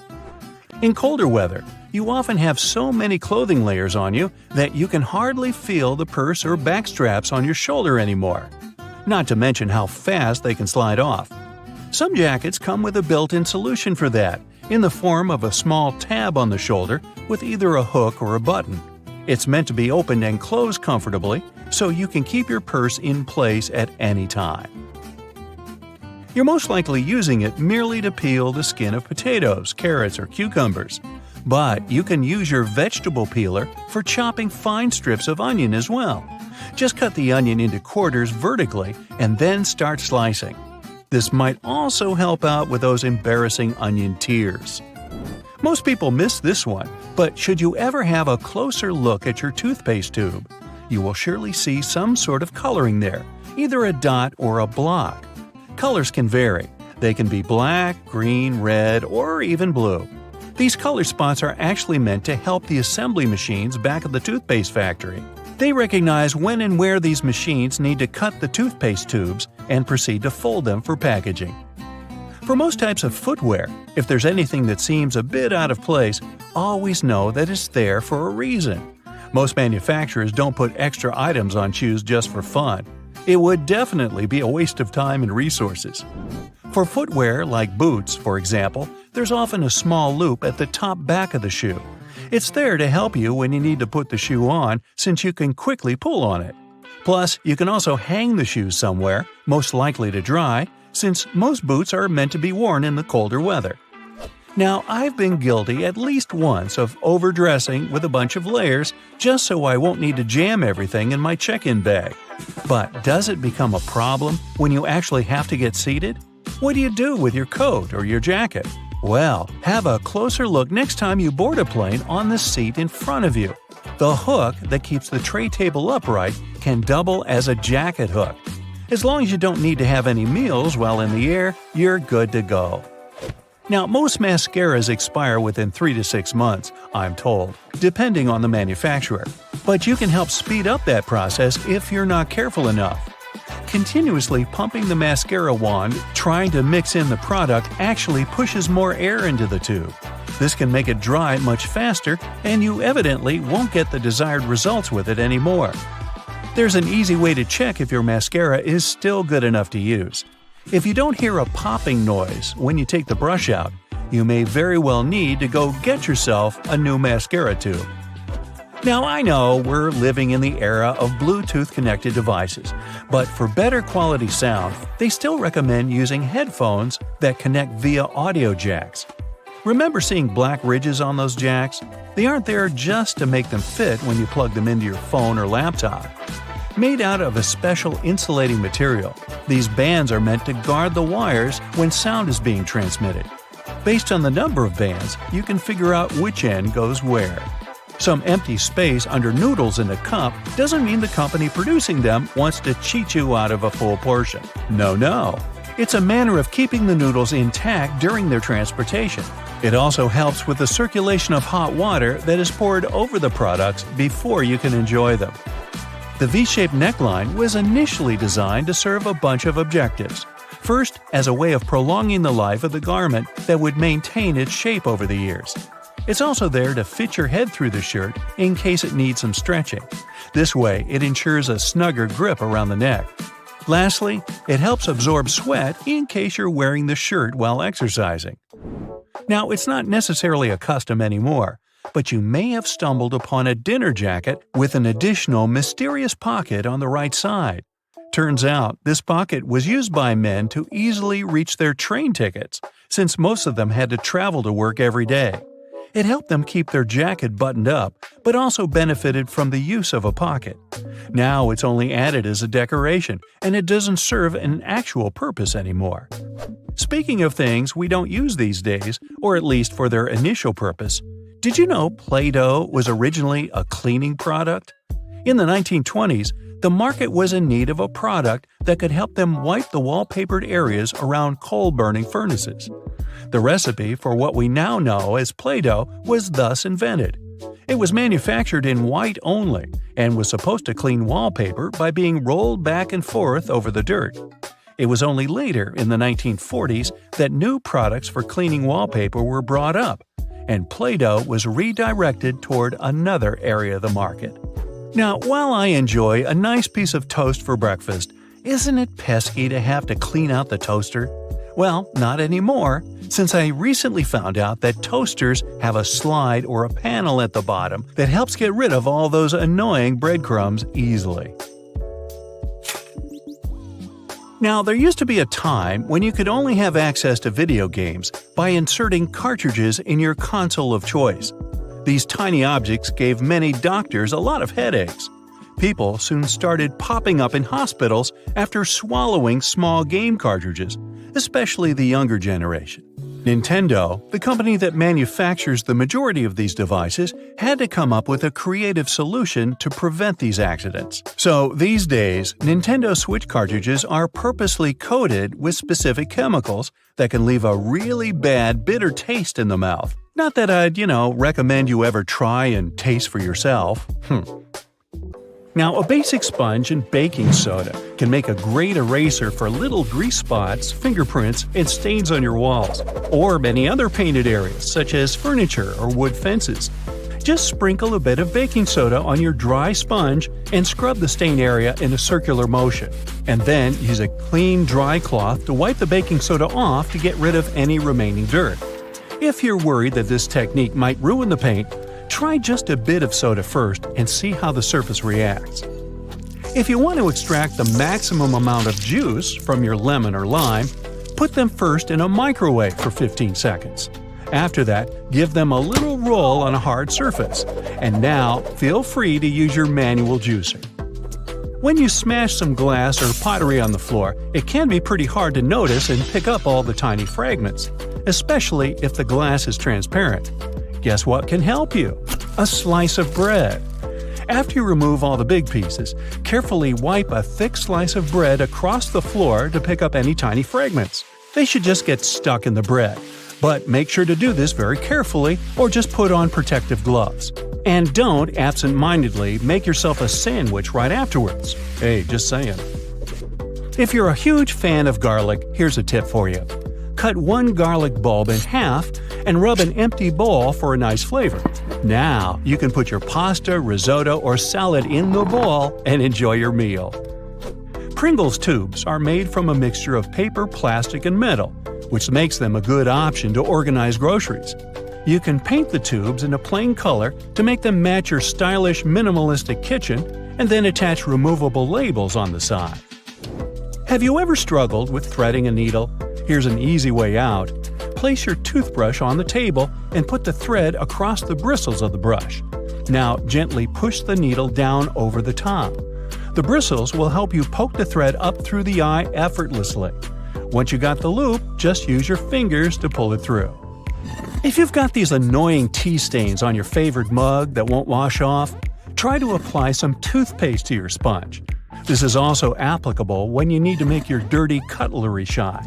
It's best to use a mildly abrasive sponge. It's pretty helpful when it comes to removing dark spots on dishes. Now let's say you've recently received a really gorgeous bouquet, but the flowers got this sad look in a blink of an eye. You can extend their living very easily and almost free of charge. First, fill the vase or vase with fresh water and put a couple of teaspoons of sugar. This will help to nourish the flowers.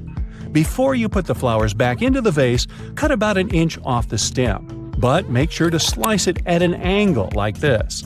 This trick will increase the surface of water absorption. Repeat this with all the stems, especially with hard ones. Now put the bouquet back into the vase or vase. The flowers should cheer up within 12 hours. If you suffer from cold feet, put them into a vase or vase. No, wait. Use a hairdryer to warm up your slippers before using them. This tip is also applicable to your outdoor winter shoes. Speaking of feet, there's a great way to get rid of unpleasant smells. Apply about 10 drops of your favorite essential oil on 2 cotton balls. Now place the balls into the shoes and leave them overnight. Remove them in the morning and enjoy the fancy smell. You can also mix a couple of your favorite fragrances to customize your shoe fragrance even more. If your drain is a bit dirty and smelly, there's an epic tip to solve this issue. Put down a couple of spoonfuls of baking soda and pour down a little vinegar. And now step back and enjoy the show. It will foam up and help loosen any dirt. We've all tried to light a match outdoors in windy weather and failed. Well, we've been doing it all wrong. There's an easy way to prepare a matchstick in advance using a sharp knife. Carefully carve back the 4 corners just behind the head of the matchstick. Then repeat the same technique one more time so it looks like this. These 8 little splinters will help create a stronger wind-resistant flame. If you have a small wardrobe with limited space for hanging new clothes, remove some metal pull tabs from the tops of old drinking cans. They can make the perfect holding loops for fixing the second hanger. Just put the ring over the hook. This is how you can double and even triple the storage space on one hanging rail. If you need to make an emergency candle, you can use one very common item from your fridge. Have you guessed what it is? Butter. Cut off a piece of chilled butter and place it on a heat-proof dish. Poke a hole straight down through the center using a toothpick or a wooden stick. Now we need a wick. You can use a common cotton string or twine. Cut the corresponding length and poke it through the hole so it goes all the way to the bottom of your candle. Gently coat the end of the wick with butter and light up your brand new DIY candle. Use hair straightening tongs to smooth out those annoying creases on your tie. Or let's say you're working in a shop and you have to deal with fluffy piles of cash. The tongs will help you iron your money to put them in smaller stacks, which then fit neatly into your backpack. Hey, let's not go there. Wow, this zipper is tough. Why can't it slide smoothly like all other zippers? But don't rush to throw away your coat. Grab a bar of soap and gently rub it up and down against the zipper. Repeat it on both sides. Can you feel the difference? Cut one leg off your old tights and put 2 long cardboard tubes inside it. Go ahead and thread it under your internal door with 1 tube on each side. This will protect you from any draft because the tights will seal up any gap under the floor. You can also use this trick when you need to make a full blackout in the room. Just make sure to use thick black tights. Let's say you're visiting a conference in another city, and your schedule will be very busy. You can prepare your outfits for each day in advance and put them into different compartments of your hanging clothes storage organizer this way. Now, put it right down into your suitcase, zip it, and you're ready to go. When you arrive at the hotel, you can just carefully pull out this organizer and hang it in the closet in just 2 seconds. But don't forget to take the shoes too. Is there a way to drive a nail into a wall without hurting your fingers? The answer is yes. Grab your comb and push the nail in between the prongs. This way you'll keep your fleshy fingers far away and safe. And once you've got it started, you can easily slide out the comb and finish driving the nail. If you need an emergency metal scrubby sponge to wash your pot or pan, use a piece of tin foil. Crumple it up into a ball, apply a little bit of dish soap, and your brand new sponge is ready. Now start scrubbing and get ready to be amazed. It works really well, huh? By the way, the tin foil doesn't have to be new. You can recycle the piece you've already used for cooking. And the final tip is for perfectionists. If your shower head has a hard water buildup, the water won't come out straight. To fix this, fill a plastic bag with plain white vinegar. Then put the shower head inside the bag, attach it with a band, and leave it overnight. In the morning, you can give your shower head a little scrub with an old toothbrush or clothes brush. This should help remove the remaining hard water dirt. This trick is also applicable for faucet heads. After a bad day at work, you decide to hide yourself from the rest of the world. You turn off your phone and your laptop and lock yourself inside the bathroom. You jump out of your meditation when you hear a beeping sound. It's your toothbrush saying, "Data transfer completed." Your robot vacuum knocks at the door. Looks like it must be after you. Robot vacuums make a map of your home to get around and plan cleaning better. They can share this map with other gadgets via Wi-Fi and store them in the cloud. When advertisers get access to those maps, they can get an idea of your home size, your income level, and lifestyle to send the right ads your way. Vacuums don't have microphones, but their navigation systems can be repurposed to listen to your conversations. They map the room with a laser beam directed at objects. Sound waves affect that light. If you collect that data, you can convert it back into sound waves and identify what someone said. Headphones and microphones are based on the same idea. Headphones turn electrical signals into sound, and microphones turn sound into electrical signals. If you plug your headphones into the microphone jack, they'll work as a microphone. Bad guys learn to do it remotely without your consent. There's malware that retasks your computer output channel into input channel. It can record sounds from across the room even when the headphones are in their jack and the microphone is turned off and disconnected from the computer. Then it compresses the audio and sends it over the internet. There are computer mice that look like regular ones but have microphones and a built-in SIM card in them. The mics are so powerful they can even record whisper and broadcast that audio in real time. To activate it, you have to call the SIM card number and it goes on silently. To deactivate it, you can send an SMS to the same number. Some employers confirmed eavesdropping on their staff using that technology. A smart toothbrush remembers every move you made with it and shares it with you when you're done brushing. It also connects to your iPhone or Android using an app and sends data on your brushing habits to your dentist. They can watch over your brushing process and give you tips on how to take better care of your teeth. Smartwatches, fitness trackers, and other smart wearables monitor your health and can determine if you're walking, running, or driving with their built-in sensors. If third parties get control over that data, they can also monitor your hand movements as you unlock your phone, enter your PIN code at the ATM, or your password at the computer. The gadgets are smart enough to accurately guess all that secret data most of the time. They can also find out the email address you used when you registered with the app to identify who you are. Pacemakers and other health devices send patient data over the internet. In theory, criminals could obtain it during transfer and change it to look like the patient needs hospital treatment. That would make them leave their home, and bad guys could take advantage of the situation. Smart toys that have cameras and microphones in them can record videos and sounds and send them to the toy maker. To keep prices on smart toys lower, they don't add expensive security mechanisms to protect that data.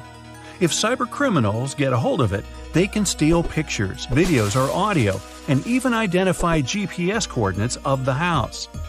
LED lights equipped with sensors and connected to video cameras can watch over and listen to conversations over a large distance. This technology was used at one large airport for security and comfort reasons. Cybercriminals went further and learned to use ordinary light bulbs for eavesdropping on conversations. To do it, they need a clean line of sight between a powerful telescope and the bulb of the right thickness. It won't work if you have drapes on your window. When you're talking or listening to music, there are changes in air pressure on the surface of the bulb and it's shaking a bit. A special converter can turn data on the sounds from electrical to digital. Internet-connected thermostats can be operated remotely, and that made them desirable for cybercriminals. They once got access to millions of debit and credit cards data through a large retailer's heating and cooling system. Other bad guys found a way to remotely lock smart thermostats' controls and demanded ransom to unlock them. Smart fridges can tell you when it's time to buy milk as they track your food preferences and have great connectivity.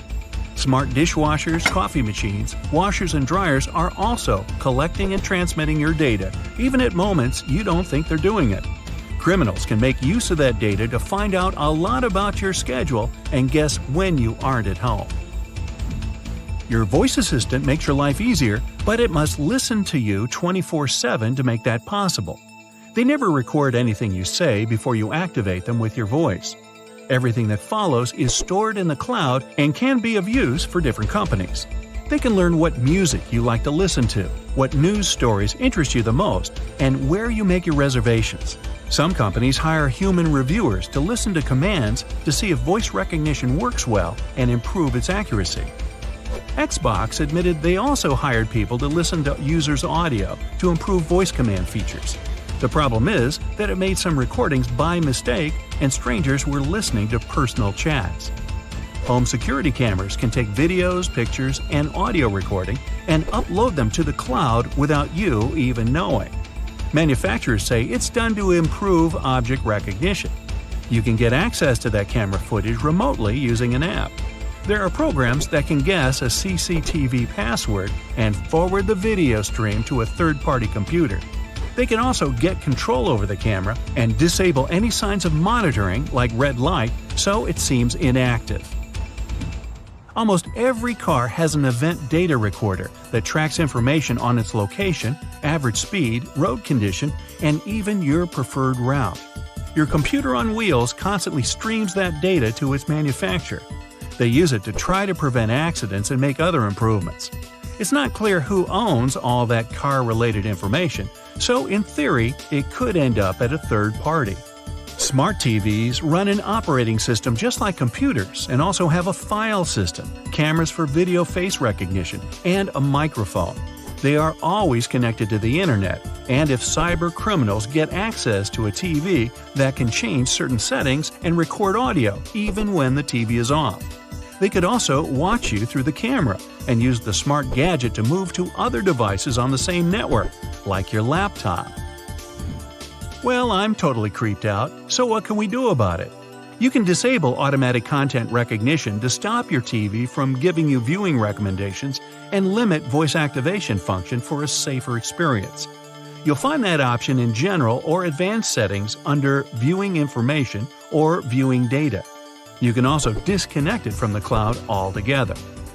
Always change default passwords and usernames on new devices to secure your network. Make up a new password for every gadget every now and then. You can also split your modem and use one Wi-Fi signal for laptops, iPads, and the like, and the other for security cameras. Don't forget to turn off the Wi-Fi router when you leave the house to minimize the risk of a digital intrusion. Whenever possible, enable two-step authentication that demands physical access to the device to log in. Always install software updates as soon as the gadget manufacturer offers you to do it. Updates have patches for detected vulnerability issues. Cover your laptop camera with a dark-colored tape when you aren't using it. Delete your conversations with a voice assistant. You can do it at the manufacturer's website or app. Another option is to activate the Delete by Voice function in Settings. Then you'll be able to tell the assistant to delete what you just said or your last conversations. You can also mute the device when you aren't using it and choose not to send data to manufacturer to help them improve services. If you have a thermostat that connects to your voice assistant, tap the microphone icon on its screen and set voice control to off. You won't be able to activate it remotely, and it won't be able to listen to wake words and send your audio anywhere. Okay, have a nice day. Hey buddy, looks like you had some fun in the great outdoors. As adorable as those paw prints look, your mama still needs to clean them. Spreading soda over the carpet and then vacuuming it works like magic for such cases. Artistic people can be messy sometimes. No judgment here, I know it's all part of the creative process. But this hack will actually help save time from cleaning only to paint more. I think that's more than enough laundry detergent. Yep, she agrees with me. There's a way to make sure he uses the right amount next time. Just put the ice tray in the freezer and you'll have yourself jelly detergent cubes. Hey, this'll save you money too, you know. Cleaning your brushes is such a bore. It's definitely something that tests one's patience.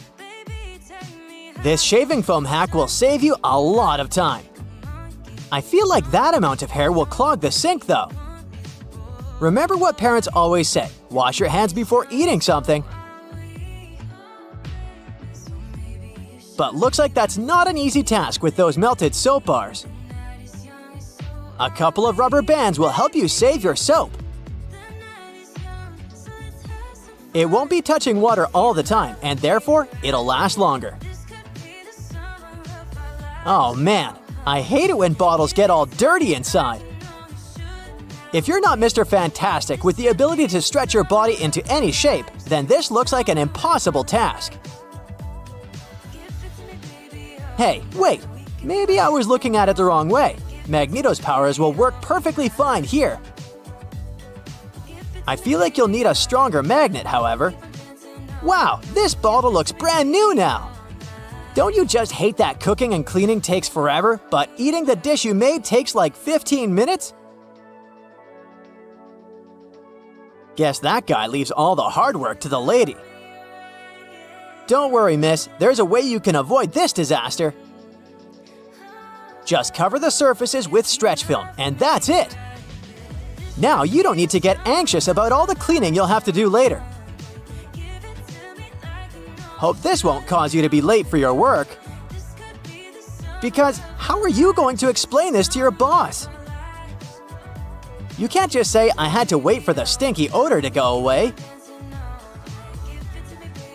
It's always a real struggle to get the corners, am I right? But it's nothing a couple of straws can't fix. No dust left behind is the motto. You can firmly clean all the nooks and crannies that the regular vacuum head can't get to. If you're a jar collector like I am, then you already got everything you'll need for this hack. This is what being smart looks like, everyone. By the way, looks like you've been postponing doing the dishes for a while now, huh? Don't worry, no judgments. We've all been there. Those toothbrushes were basically swimming in there. But the glass filling up with water is inevitable, really. However, Orbeez balls can make the process a lot slower. Somebody needs to replace the paper towel. But don't head to the store just yet. I suggest you ditch paper towels altogether and go for this reusable option. You'll be saving a lot of bucks. Thank me later. Whoa, have you been collecting dirty makeup sponges or what? Don't use them until they're all clean. Otherwise, I'm pretty sure they'll give you pimples. Looks like this is gonna take a while. but the satisfaction you'll get once you see them all clean will be worth it. These kind of look like Easter eggs to me. By the way, do you really need that many sponges to do your makeup? It's all fun and games until someone spills all the glitter on the floor. Worry not, we got you. Hey, good to see you recycling. No, you don't need a bigger bin, trust me. All you need is to know this one hack. And let's get this one thing straight. I know this is science, but it sure feels like magic. Honey, I shrunk the trash. Look at the difference here. It's a relief to see you don't have a pile of dirty dishes like the lady before.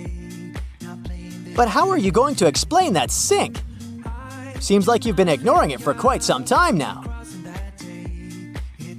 That's why you need something strong to scrub there. But I have a better solution, one that won't tire you. Just apply a coat of dish soap and soda mixture all around the sink and wait. I wouldn't believe how it works wonders if I didn't see it with my own eyes. You're gonna hurt your back and knees cleaning like this. You know, robot vacuum cleaners don't need coffee breaks, right? So put that thing to work. In the meantime, you can just relax and maybe even start reading the book you bought 6 months ago. No matter how many times you clean the stove, it always gets dirty at the end of the day, right? Well, not anymore. Hey, I think I'm gonna give this a try using glitter glue. It'll help make things more fun. You should have bought a trash bin with a lid. To avoid the awful stench, you know?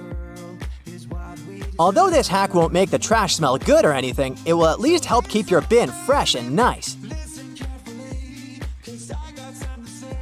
I know this is not a food hacks video, but that doesn't stop me from wanting some snacks now. Even if you're too old to play with slimes, it might be a good idea to keep one at home for stuff like this.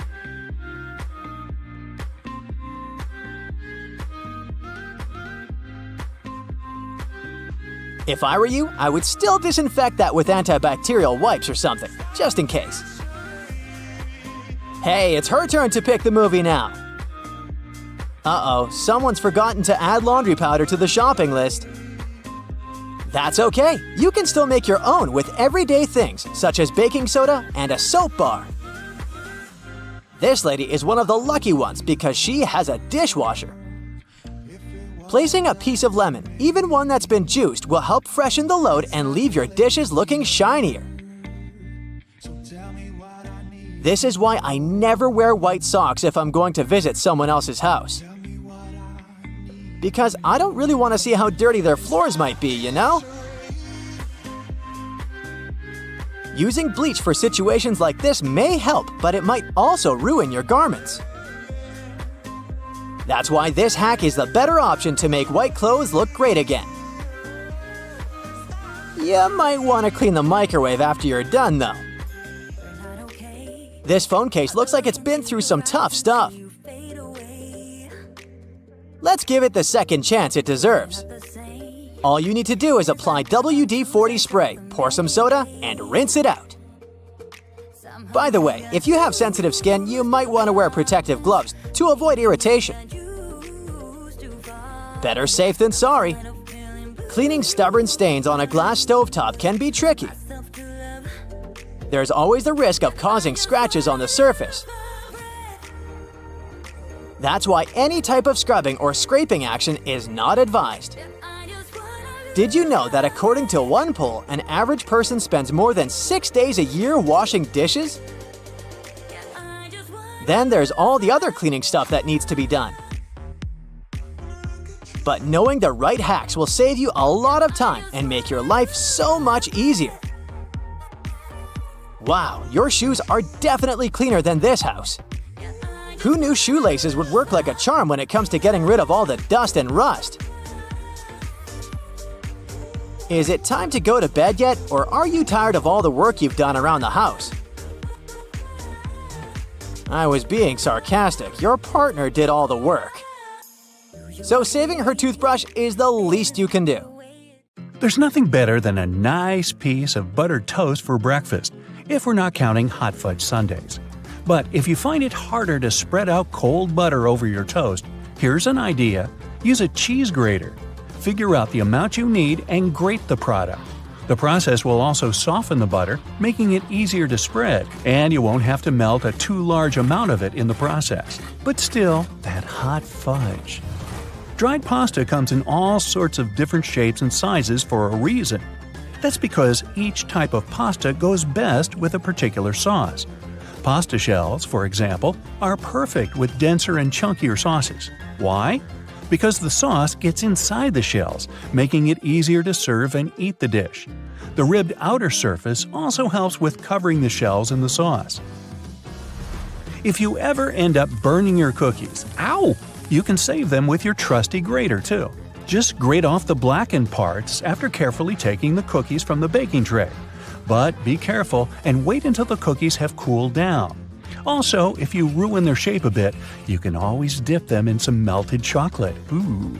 After the chocolate cools down, you'll have perfectly shaped cookies. Although, after it gets past your lips and beyond, does the shape of the cookie actually matter? Just saying. If you like adding a lot of ingredients to your sandwiches, but don't really appreciate it when the bread gets soggy, there is a way to reduce the amount of moisture. Pick your sliced tomatoes or cucumbers and place them between 2 paper towels for up to 5 minutes. After that, you can use them. Also, make sure to spread butter, cheese, or sauces like mayo or ketchup onto the bread first. This will help you seal the bread and keep moisture at bay. Some people think that the little white string that you find near an egg yolk needs to be removed before you cook the egg. Well, I'm here to tell you that these strands are called chalaza, and you don't actually need to get rid of them. They help keep the yolk in place at the egg center. A chalaza is not going to mess up the consistency or the taste of your food, so removing it is completely up to you. Ever notice that most juice boxes come with 2 flaps, one on each side? Those are actually handles. Manufacturers design the boxes this way to make it easier for us to hold them. This way, we don't end up squeezing the box, making the juice spill out. Now, you don't need to be a baking pro to know that you can use both white and brown sugar in your recipes. But have you ever wondered what the difference between these two is? It turns out that the only thing that sets them apart is that, during production, a small amount of molasses is added to the brown sugar. Molasses is basically a sort of syrup you get when processing sugarcane. It's usually removed during the refining process. That's how white sugar is produced. But if some amount of molasses remains in the final product, we end up with brown sugar, with its specific taste and darker hue. It's a good thing. There are a lot of things you can put in your dishwasher apart from your dishes. For example, you can clean such things as your silicone oven mitts or the knobs of some kitchen appliances, like your oven or stove. Some kitchen sponges and reusable towels may be safe to clean in the dishwasher as well. Speaking of kitchen cleaning products, there are a lot of things you can do with dish soap, like degriming your patio furniture. Just add a bit of dish detergent to some warm water and use the solution to wipe down your outdoor furniture with a piece of cloth. Finally, rinse it clean using your garden hose. You can also use dish soap to get rid of greasy stains on your clothes, be it pasta sauce or salad dressings. Hey, sometimes we miss our mouths. So, just apply a little dish detergent to the stain and then rinse with water. Use non-colored soap for lighter clothes. For more difficult stains, let the dish soap sink in for a bit, then throw the piece of clothing in the washer as usual. And think about maybe getting a bib. If none of the methods have helped you organize your closet, and you're still overwhelmed with large piles of clothes, there's a simple way that might be effective. It's called the one-in, one-out rule. That means for every new piece of clothing you buy, you need to get rid of one you already have. That means you'll always be decluttering your space. To make it easier to find something in your closet, good luck. Keep your most used items at eye level. This way they'll be easier to find and pull out when you're in a hurry. Those items that you tend to use less often, like your evening clothes for example, can stay on the shelves above or below your eye level. You can make good use of old spice tins. If you glue some powerful magnets to the inside of the tins, they can double as magnetic shelves. You can use them for all sorts of everyday items, like kitchen pliers, ice cream scoops, or even cutlery. You can also place them on any metallic surface, like your refrigerator door. They'll blend in nicely with your kitchen magnets. Hidden in your laundry room, there's a great tool for picking up pet hair. It sometimes works better than lint rollers. Take a dryer sheet and, using some elbow grease, you'll get rid of that dog or cat hair in no time. It works on all sorts of surfaces, but it's especially effective for upholstered furniture. Now, if you don't like it when a door starts squeaking whenever you enter a room, get a bar of soap and rub it straight on the hinges. This will only help for a while though, but it'll do the trick until you manage to get to a hardware store and, buy some oil. Have you ever noticed that in some elevators, there's a star next to the number of a specific floor? No, it's not to indicate where my office is. It's there to point out where the nearest exit is. And it's not always on the first floor. It's most likely located on the floor closest to the street. Have you ever wondered why stop signs are red? Well, back in the day, they didn't actually have any particular color at all. Before the 1920s, they didn't even have a standardized shape. In 1922, though, someone came up with the octagon, but initially it was painted yellow, all because the red coloring tended to fade out too quickly because of sun exposure. So yellow turned out to be the best option. It took another 30 years for fade-resistant enamel paint to be invented. We ended up changing the color of the stop sign back to red. After all, it's still the best color if you want something to be easily noticeable. Do you know there's a type of rose that can grow taller than people? According to the Guinness Book of World Records, the tallest rose bush ever found grew in Vienna, Austria. It was a staggering 28.5 feet tall. Yes, it arose to a great height. In the same way we all have unique patterns on our fingerprints, no two tigers have the same set of stripes. It makes it easier for people working with this feline species to distinguish one tiger from another. I'll bet you didn't know the White House has its own flower shop hidden in the basement of the building. It's supposed to provide flower arrangements for all sorts of events that take place there. It's probably no surprise that pizza has become an American staple dish despite its Italian origin.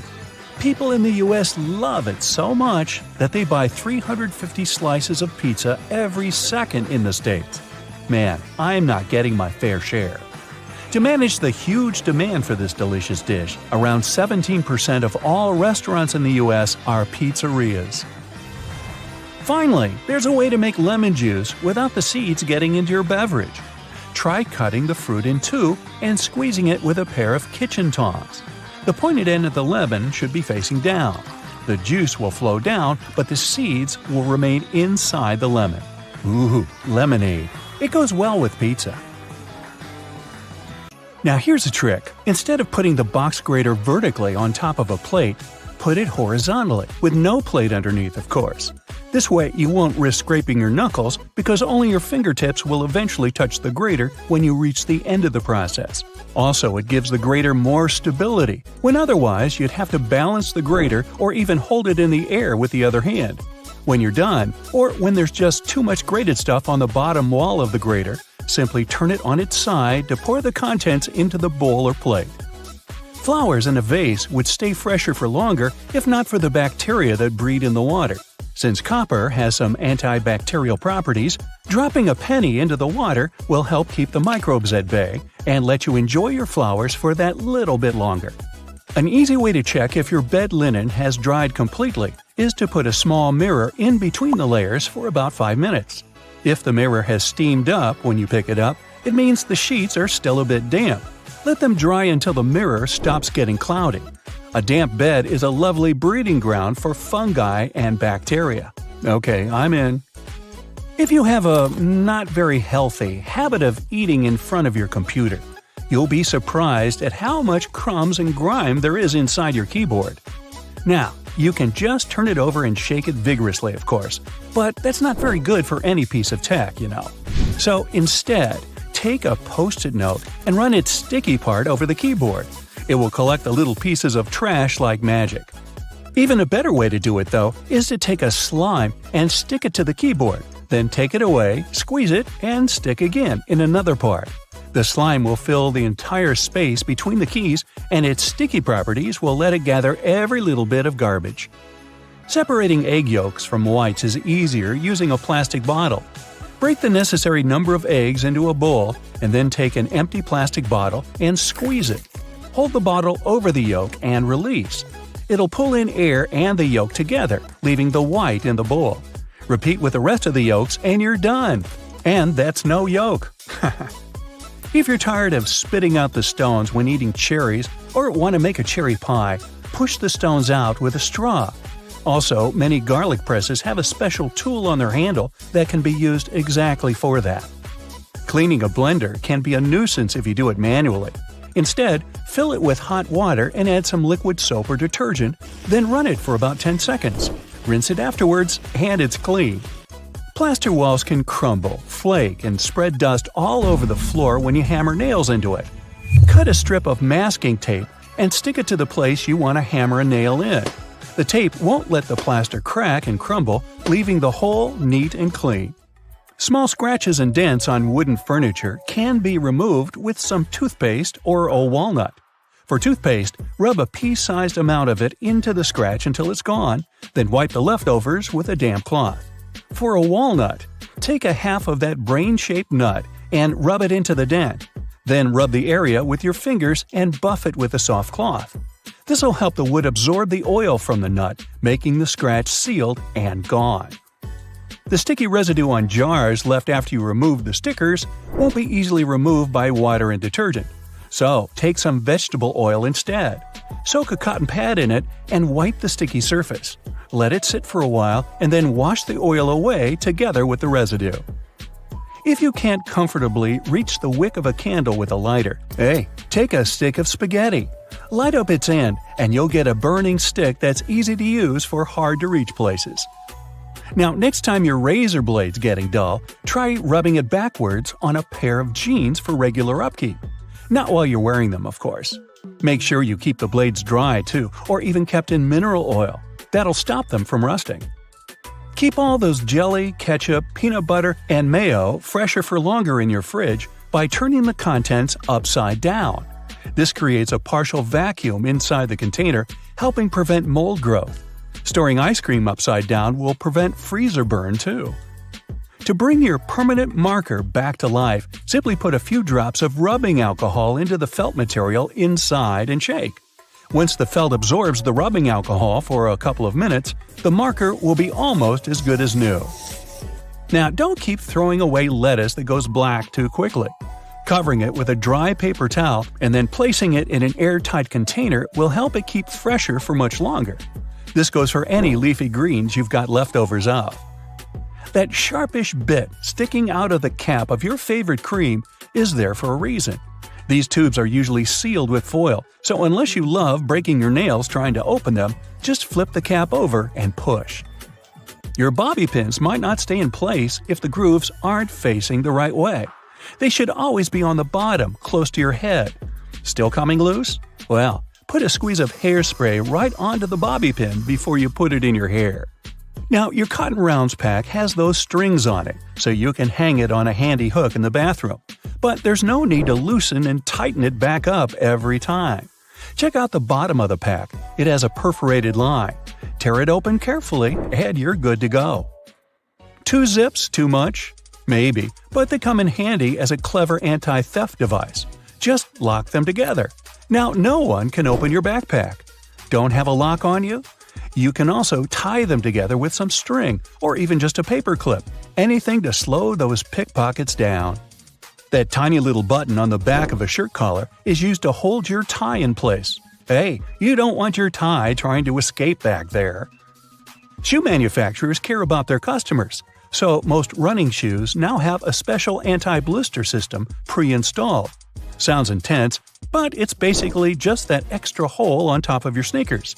Make a loop with the extra hole, inserting the lace backward. Cross your laces and put them through the loops. Now pull the laces down to lock your foot in place. Now run. Yeah, go ahead. Car headrests are all about comfort, and detachable headrests are all about safety. If you pull the headrest out, you'll see two sturdy metal bars. If you ever get locked or trapped in your car, you can use the bars to smash the window and get out. If you've got some pesky parsley stuck in your teeth, try this tip. It can be hard to get it out with loose floss. You need more tension, so just tie it in a knot. It's not an accident that soy sauce bottles have two spouts. The sauce is liquid and it flows out of the bottle pretty easily once you turn it over.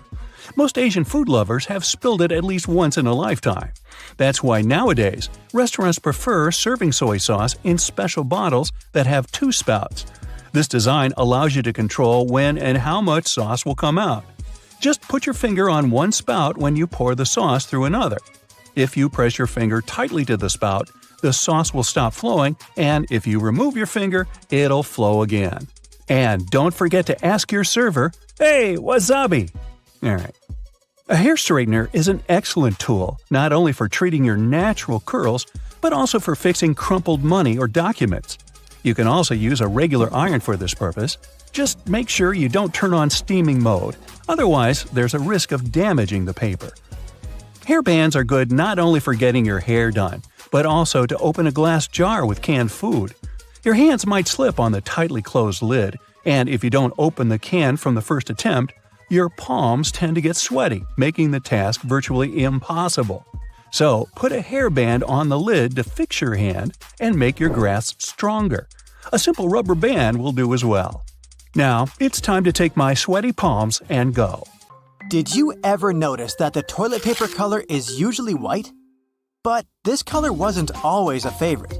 In fact, colored toilet papers popped out on the shelves in the 1950s. Homeowners purchased pink, blue, yellow, green, and even black paper because these colors matched the interior. But eventually, many doctors began to associate the dye in colored toilet papers with increased health risks. Also, the dye didn't allow the colored paper to decompose as quickly when it was flushed down, which increased the risk of clogging septic tanks. This made manufacturing and retail prices too high compared to the basic white paper, and eventually, the demand began to fall. And now, let's take a closer look at these fancy patterns. Most people probably don't care about the decorations when it comes to their toilet paper. However, these patterns still exist. But why? Well, there are several opinions. Some say it's just a marketing tool. Manufacturers use pretty decor to make their products look more aesthetically pleasing, and to make customers associate their brand with elegance and a luxurious lifestyle. Another explanation is more practical. These patterns fluff up the paper, which makes it more absorbent. Speaking of fluffiness, have you ever wondered why they have such rough toilet paper in public toilets? The most obvious answer is that high-quality toilet paper is more expensive. Also, companies prefer purchasing giant rolls of low-quality paper because they can change them less frequently. This decision also helps prevent stealing. Yes, people actually steal paper from public toilets. Have you ever noticed that light switches in public toilets are usually placed outside? Well, it's not a coincidence. Construction companies do it for safety reasons because, as we all know, electricity plus water is a dangerous combination. And light switches are connected to power. Therefore, electricity literally flows through them. Of course, professionally installed switches will have a bunch of additional safety precautions. But most builders prefer not to take risks. The UK has far stricter rules for light switch safety compared to the US. That's why if you live in London, you'll probably find light switches outside the bathroom more commonly. But don't worry, most bathrooms in the US feature independent electrical circuits. This provides additional safety in case of accidental electric shock. When any change in the electrical current happens, they should shut off automatically. There are so many awesome lighting opportunities in this world. But why are the traffic lights red, green, and yellow? Turns out there's a reasonable explanation for it. Before traffic lights for cars, there were traffic signals for trains. At first, railroad operators used white color to mean go, red to mean stop, and green to mean caution. But later, they realized that white wasn't such a good idea, because bright white light could easily be mistaken for stars during the nighttime. So railway companies changed the white color for green to mean go and yellow to mean caution, because these colors are easily distinguishable from the others. And eventually, this tradition spread to traffic lights for cars and became a standard. As for the red color, it has the longest wavelength, which means that drivers can see it from a greater distance than other colors. And the color yellow was chosen as a caution sign, because it has a slightly shorter wavelength than red, but still longer than green. What's the dustiest room in your house? Usually, the answer is a bedroom. But why? Bedrooms tend to generate dust from skin cells, dust mites, and fibers from fabrics in your bed sheets, carpets, and curtains. If you have a pet, its fur and skin cells add a significant amount of dirt to this dusty party. Luckily, there are simple ways to make your bedroom less dusty. This includes making your bed every day and cleaning the area regularly with both a vacuum cleaner and water. You can try to get rid of carpets and unnecessary furniture and decor items that tend to collect dust. Also, pay attention to the quality when you buy curtains or bed sheets. The looser the fabric, the more dirt it collects. And finally, you can ban your pet from entering the bedroom. But let's be honest, you would never do that. Modern air purifiers, air conditioners, and ceiling fans can help make your sleeping area cozier, but make sure to clean them regularly. Otherwise, if your filter is dirty or clogged up with fur or any other pollutants, it won't collect new dust properly. And the dust would end up on your bedroom surfaces.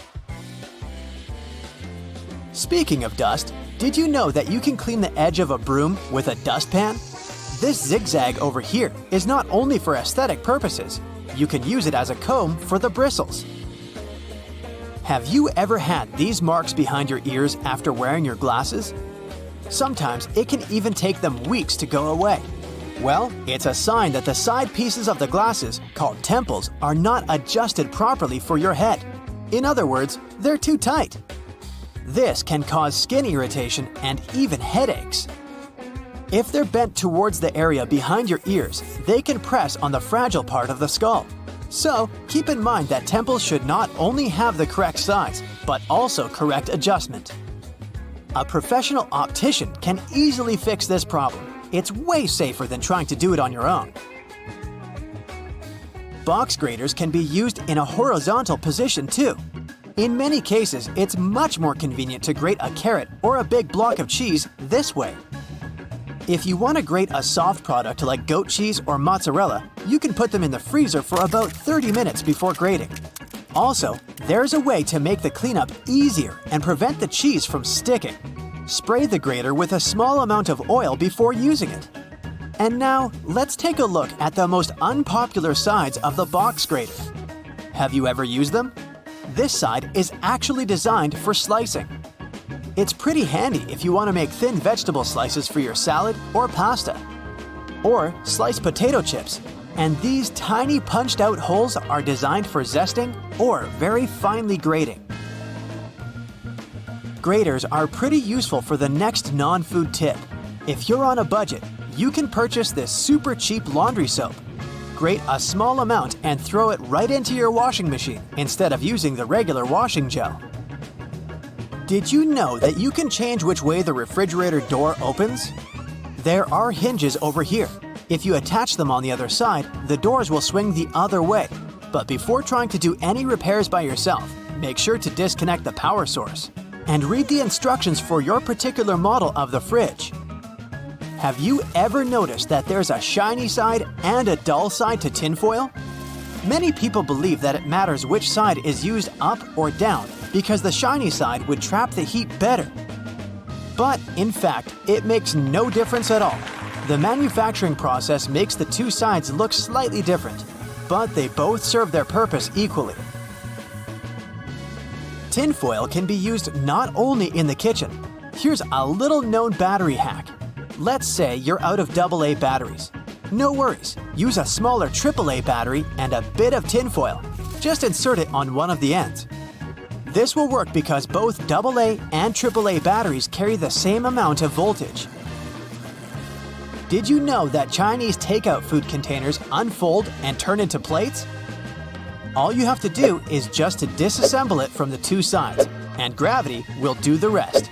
By the way, the old school name for this type of paperboard container is an oyster pail, because it was originally designed to hold oysters.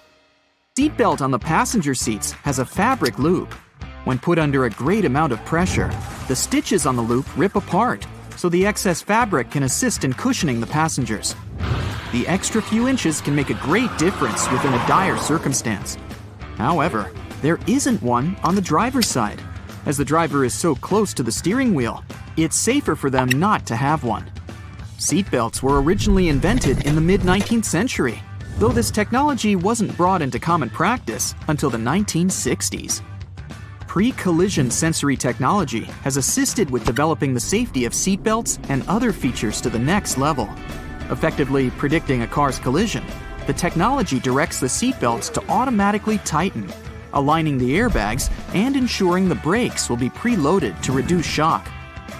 Every year, 6 million car accidents occur, which explains why all cars still must continue to develop safety features, not only to alleviate accidents, but to protect people more effectively within their cars.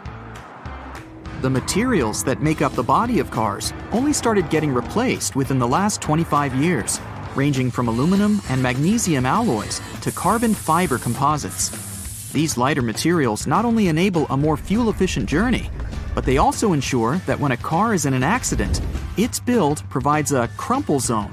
As a car hits another object, the crumple zone absorbs energy from the collision. Although this would appear to cause more damage to the car, it helps prevent impact on the passengers. Front and rear bumpers are very underrated, and due to their long history of being used in cars, you can't imagine a time we didn't use them. They were invented in the late 1800s. The bumpers evolved over the years to the point we don't even realize we have them. But they're there, quietly waiting under the outer covers, consisting of compressible foam or plastic around a rigid reinforced bar. All the windows of your car are made of glass, but the windshield is made of a shatterproof version. It's laminated, so whatever might hit it, you can be sure there won't be any shards of glass falling into the front seats. Normal glass was used up until the 1950s. As vehicles became more prominent, they made modifications to ensure safety. Airbags seem like another common feature that has always been there. In fact, they were originally invented in 1968 and were ahead of their time. They slowly gained popularity, and through safety precautions for cars, they eventually became mandatory for all cars to have, only in 1998. They have since developed from just being an airbag within the steering wheel. Today, depending on the vehicle, they can be located throughout the car, ensuring all potential passengers will be protected. Crash sensors connected to an onboard computer detect when a collision occurs and trigger the bags, inflating within milliseconds and providing a cushioned safety within a blink of an eye. It can be difficult to predict the weather, and even more so to determine traction on the road. In the late 1960s, anti-lock braking systems, ABS, were implemented in vehicles. Before that, they had been used in many aircraft, with designs going as far back as 1908. They soon became a necessity for all vehicles, ensuring traction is maintained on slippery surfaces and that there is complete control when braking.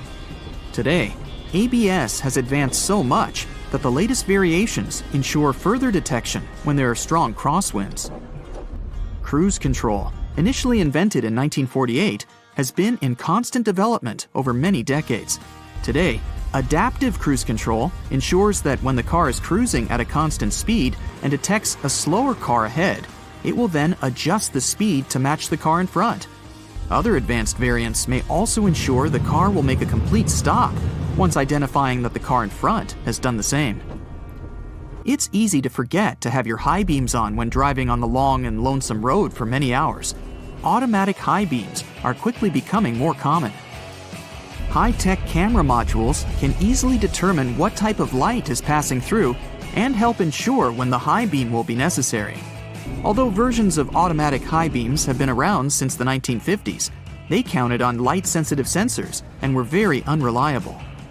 The new varieties can identify the sources of light, whether it's from the sun, directly from a car's light, or even from the reflection on a sign, ensuring you won't cause issues with other drivers.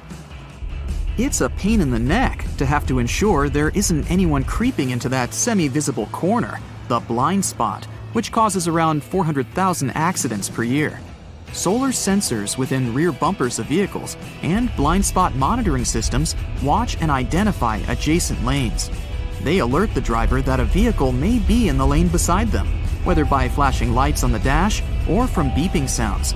This way, they help to alleviate the many concerns the blind spot causes. 1.6 million road accidents are caused by texting and driving, and fatigue normally causes up to 10% of all car accidents per year.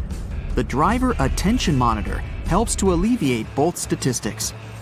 It works through sensors that monitor the car's movements and the amount of steering corrections to ensure the driver is paying attention to the road. When the system identifies that the driver isn't completely awake or is slightly distracted with their phone, it will prompt signals to suggest it's time for a break. Tires are among the most critical components for your car, with a close relationship with whatever path you take. Many safety features rely on the tires themselves for their own independent purposes. That's why it's super important to ensure the tires are always in top condition. Tire pressure monitoring systems check the air pressure of all 4 tires, ensuring you're aware when they need their pressure increased to avoid the risk of a blowout.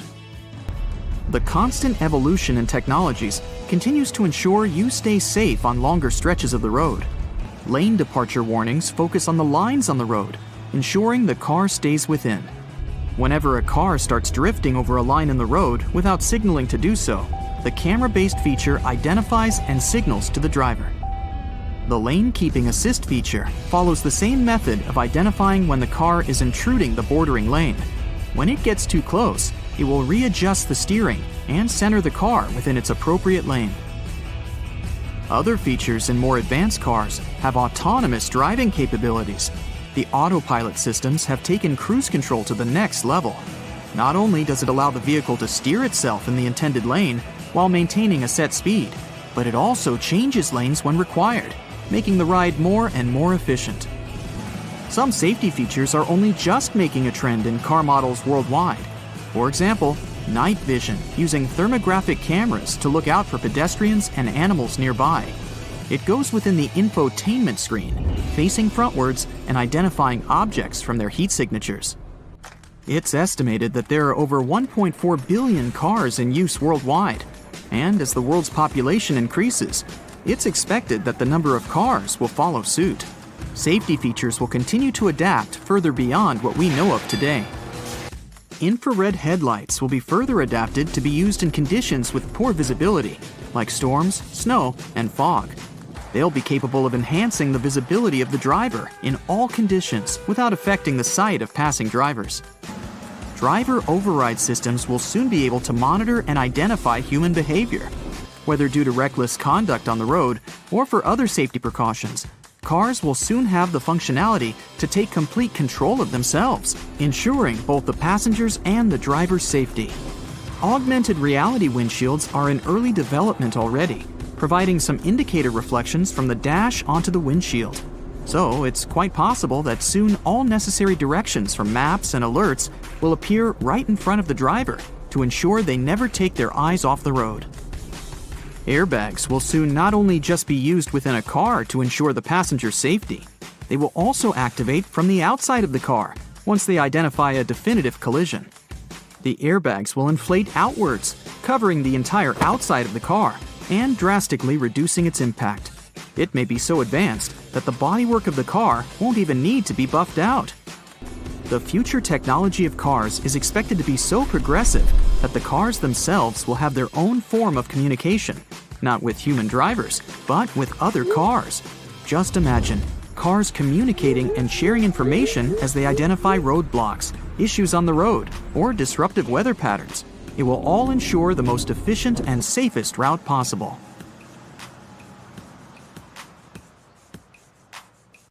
Remember moving around on those scooter boards during gym class? Or, more accurately, bashing your fingers repeatedly while holding onto the handles? Somehow they managed to be designed perfectly to cause the most finger damage as possible. But it turns out that we all miss the actual use of these handles on the slides. Guess what? They're finger guards, not handles at all. The plastic loops on the sides of the boards were designed to protect your fingers from the exact walloping that we all gave ourselves by using them wrong. See, the correct way to hold on is to slide your hands through the hole and grip the base of the board itself. This way, you'll block your knuckles from knocking into other boards and obstacles while you're having the time of your life scooting around. When you're getting out of the shower and wrapping yourself in a cozy bathrobe, which way are you supposed to tie it? This way, right? With the belt through all the loops tied around your waist? I mean, that's how all belts work. Is it a trick question? Yup. Bathrobes actually work better tied like this. Slide the belt through the first two loops on the front and pull it tight. It's so much easier to wrap it nice and tight. Look at this division symbol. I bet you've never put together what the little-known meaning behind the design is.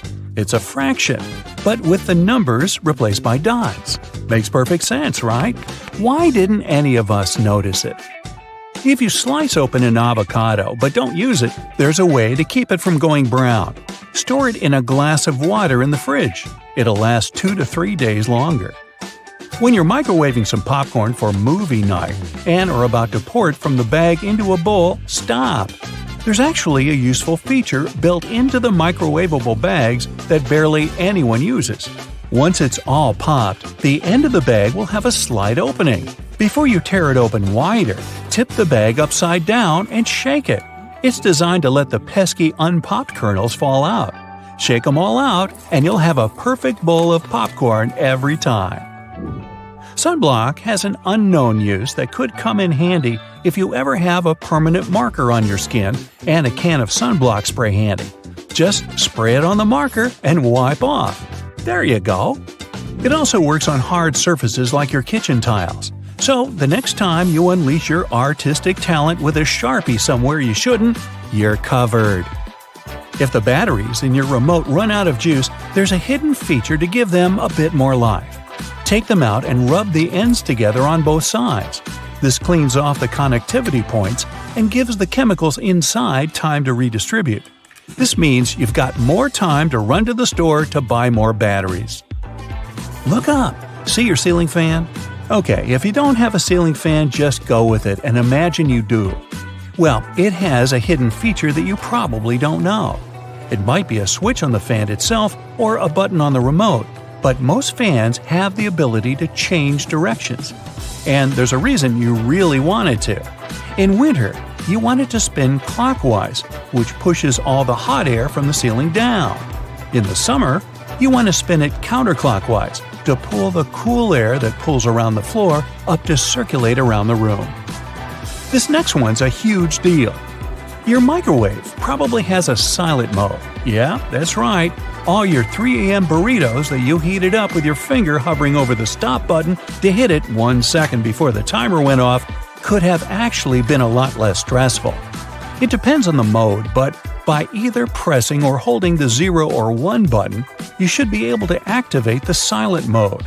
Now you can microwave to your heart's content anytime. Those springy door stops at your baseboards that make the boing sound aren't just door stops. They're also door holders. By holding them down and opening the door over them, the spring latches onto the bottom of the door and locks it open. Yeah, we all missed that one. Did you know you've probably been putting on your running shoes wrong? See, there's a small hole at the top where the laces end that's called a heel lock. Can you guess what it does? Yeah, it locks your heels. That way, they don't slip around and give you a blister or slide your sock down, which is just the worst feeling, isn't it? So what you're supposed to do is loop each lace into its heel lock hole, which creates a small loop. The opposite lace then goes through that loop. Tie your laces tight just like you normally would, and whoa, your heels are secure. Speaking of shoelaces, if you accidentally knot them so well that even you, with your incredible muscles, can't undo them, there's a common baking ingredient that has a hidden feature that can help. Yep, you heard me right, a baking ingredient. Cornstarch can make your gravy thicker, or it can untie stuck knots. It's so talented! Just sprinkle it on any knot, coating it completely, and it will slide free easily. It works on necklaces, ropes, yarn, etc. It doesn't work on knots in your muscles, though, unfortunately. But hey, you can always give it a try. Uh-oh, did you put on your friend's ring without thinking how much smaller their hands are than yours? And now it's stuck. Just grab a bottle of Windex, my friend. Yup, Windex cleans your windows, of course, but it also has a neat little secret talent at removing stuck rings. A little spritz, and that bling will slide right off. Cool, huh? Why has no one ever taught us that? Let's say you're writing something in pencil, like an exam, but whoops, you forgot your eraser. Strangely, you didn't forget to bring your bread to the test. So you've got that, which is all you need to clear up that mistaken answer you just wrote down. Roll the bread up tightly until it has a texture best described as, well, eraser-like. Then go at it, erasing like you normally would. Why have the bread makers been hiding this from us? This could have been useful in so many situations when I brought bread to my school exams. If you wear leather jackets, first off, you're cool. Second off, you're probably missing out on a hidden feature that's not so hidden and is actually in plain sight. The straps on the top of the shoulders of your jacket aren't just for decoration. If you unbutton them while you slide on the straps of your bag, you can clip them shut again over your bag straps, locking them in place. No matter how many jumping jacks or cartwheels or breakdancing head spins you do, your bag is not going anywhere. When you need to wrap up some leftovers, tin foil is your friend. But it also has a place in the laundry room because of this secret use. Imagine you run out of dryer sheets. Your clothes come out of the dryer full of so much static that they make your hair stand up straight like a cartoon evil scientist's. Here's what you need to do. Crush up 2 sheets of tin foil into tight balls. Throw those clothes back in the dryer with the balls and give them another round. They'll come out static-free. After you make hard-boiled eggs, they're in hot water. Some would say boiling hot. So how do you get them out easily without reaching in? A whisk. Push it over the egg and it will pop into the wire cradle. Now you can pull it right out with ease and comfort. The colors of the clips on bread bags actually convey a secret meaning. They're showing you the day of the week that the loaf was packaged. Blue means Monday, brown means Tuesday, and white means Friday. Yeah, it's not just random colors. And most bread brands follow the same system because there's one company that supplies a lot of these clips. So when picking out the perfect loaf, you can gauge the freshness by the color. For all those days when you barely have time for breakfast, there's an easy way to enjoy a nice and fast meal. And it will also save you the hassle of doing the dishes afterwards. I'm talking about instant oatmeal packets. Some manufacturers have added this neat design to the oatmeal. The packet is lined with plastic, so you can directly pour water or milk straight into it. This way, you won't have to use a bowl anymore. You place the liquid in and shake. Some packaging also has a demarcation line to show how much liquid should go inside the pack for that quantity. Next time you have to switch apartments, you won't have to worry about carrying that heavy box of books. These days, most moving boxes are specially designed for easy transportation with built-in handles. Well, they're not actually handled, I'll admit. They're basically just holes inside the cardboard box, on the sides. But if you slip your hands in, you'll surely notice the boxes become way easier to carry than picking them up altogether. With the onset of so many online reading options like ebooks or even apps on your phone that allow you to download novels, you've most likely forgotten about your local library. And hey, I'm not blaming you. But libraries these days offer a lot more services than you're used to, apart from free books and audiobook rental. Some of them have a variety of evening classes or can provide access to online courses. You may even be able to join a book club, which is a great way to meet new people, and you're guaranteed to get out of that reading place just as you do. But if the food containers are not completely sealed shut, the ride back can prove itself quite the culinary experience, if you know what I mean. Especially for the carpets in your car. Some cars have a curry hook near the center console, next to the driver's seat. It has been popular for 20 years and started as a handbag holder or a hook for a small shopping bag. But it quickly became the perfect way to store takeaway food and avoid spilling. I'm almost sure there's an umbrella somewhere in your car, but if I were to ask you where you're storing it, you'd most likely say the trunk, of course. But is that really the best place to keep it? Wouldn't you want to have an umbrella at hand, right when you get out of the car?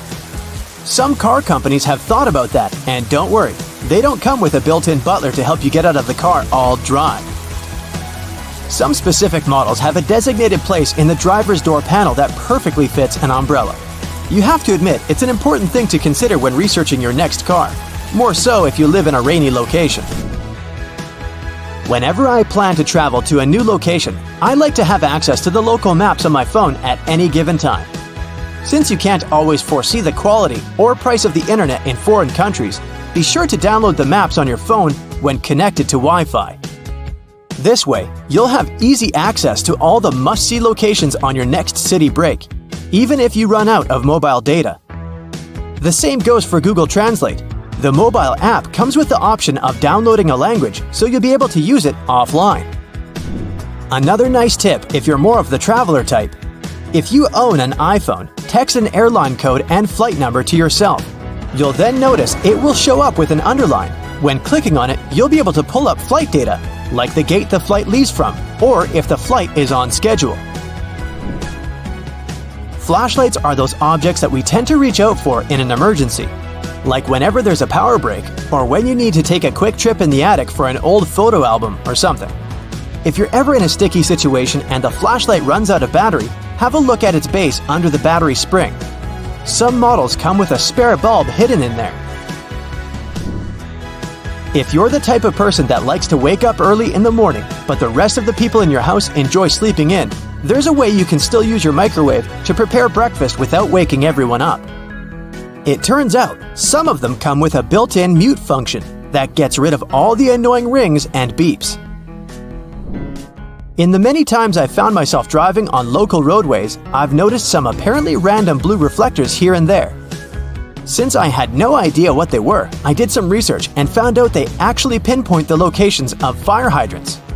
They're generally offset from the center line on either side, and the offset side tells if the hydrant is on the left or right side of the road to assist firefighters on their missions better. Next time you get out of the car and forget to close all the windows, you won't have to get back in there. Just try this. Hold the keys on the door of your car pressed, and it should lock all the doors and shut all the windows. The same goes with opening all the doors. Just double-click the button. Most car models should come with this added option, but most people just forget or have no idea that they can do that. Whenever you're in that awkward position of messing up a voicemail, do you know there's a way you can delete or re-record the message, saving you the unnecessary embarrassment? Stay online after recording the message and dial either pound, $, or star, asterisk, to access the voicemail menu. Further instructions should be provided so you can decide what to do with the recording. Bagels are becoming more and more famous these days on options for breakfast or snacks because they're so tasty and so versatile. The problem is, I only want my bagel toasted on one side. Thankfully, some toasters come with a bagel setting, which ensures the pastry is toasted on either one of the two sides. Ever wondered why manhole covers only come in that round shape? It turns out that this is the only shape that cannot fall through the hole altogether. Any other shape, especially shapes with corners, could be rotated so that the lid could fall through. Here's a neat one if you enjoy a little massage whenever you're taking a shower. On most of the shower heads available these days, there should be a small metal filter in the back beneath the shower head once you unscrew it. If you give this piece a rough cleaning once in a while, you'll find the water pressure to be greatly improved. You may be able to save that wool sweater you've accidentally thrown in the washer and has shrunken down 3 sizes. Just go in the shower and grab a bottle of hair conditioner. Add it to some cold water in a tub and make a solution, and let the garment sit there for at least a couple of hours. The conditioner should help relax the wool fibers and loosen them back up, not to mention how nice it should smell afterwards. You might need to do a bit of research before you can safely use this trick. But just so that you know, there are some modern laptops with drainage channels. You heard that right. Precisely when you accidentally spilled coffee on it, they're designed to ensure any liquid that gets on the keyboard safely drains out at the bottom without damaging the electrical parts. Just make sure to not shake the laptop after you've spilled the liquid so that the system can do its job correctly.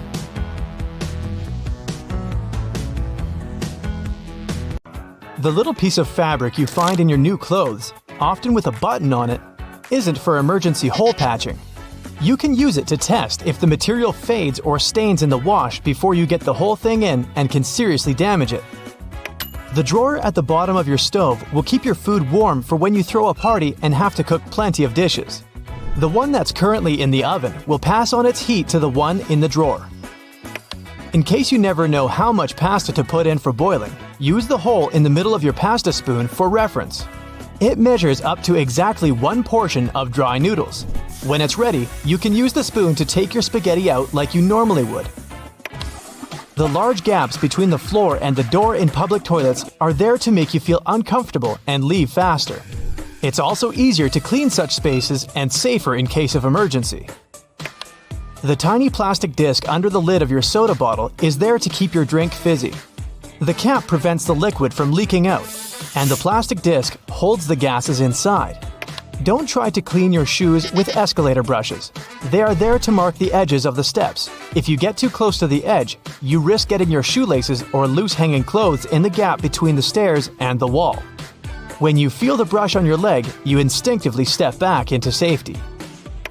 There are several theories explaining why the King of Hearts is the only one without a mustache. One says he was designed as part of a poem. The king had 4 sons, and only one was cleanly shaven. He left him with no inheritance. Another theory says the mustache was just lost in the reproduction of the original design because of a mistake. It could also be a way to show that he is more honest and noble than the other kings. The Ace of Spades is larger and better decorated than the others because of tax laws introduced in England around the 17th century. Card manufacturers had to pay so-called stamp duty tax. They added physical stamps on the highest card of the deck to show that they've paid the tax. The tradition to decorate the Ace of Spades in such a way remained even after the tax had been cancelled. A jerry can hold its contents even in the craziest of roads.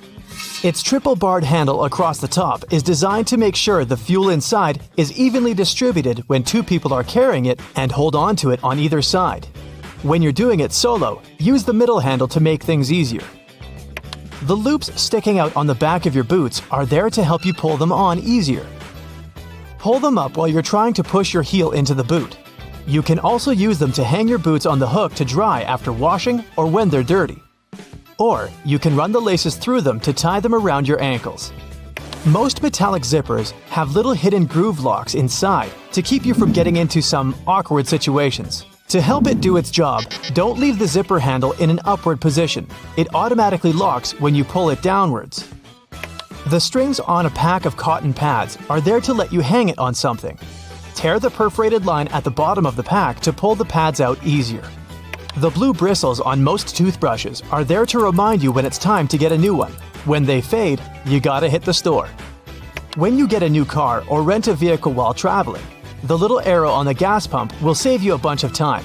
It shows which side of the car the tank is on. You don't have to tear off one of the ends of stick sachets of sugar or salt. Instead, tear them down the middle. It's much easier and will leave you with fewer bits of paper. Bottles have long necks to let you enjoy your cold drink. Hold the neck instead of the body of the bottle, and the magic will work for you. The same is with fancy glasses. Hold it by the stem, and you won't heat it with your hand.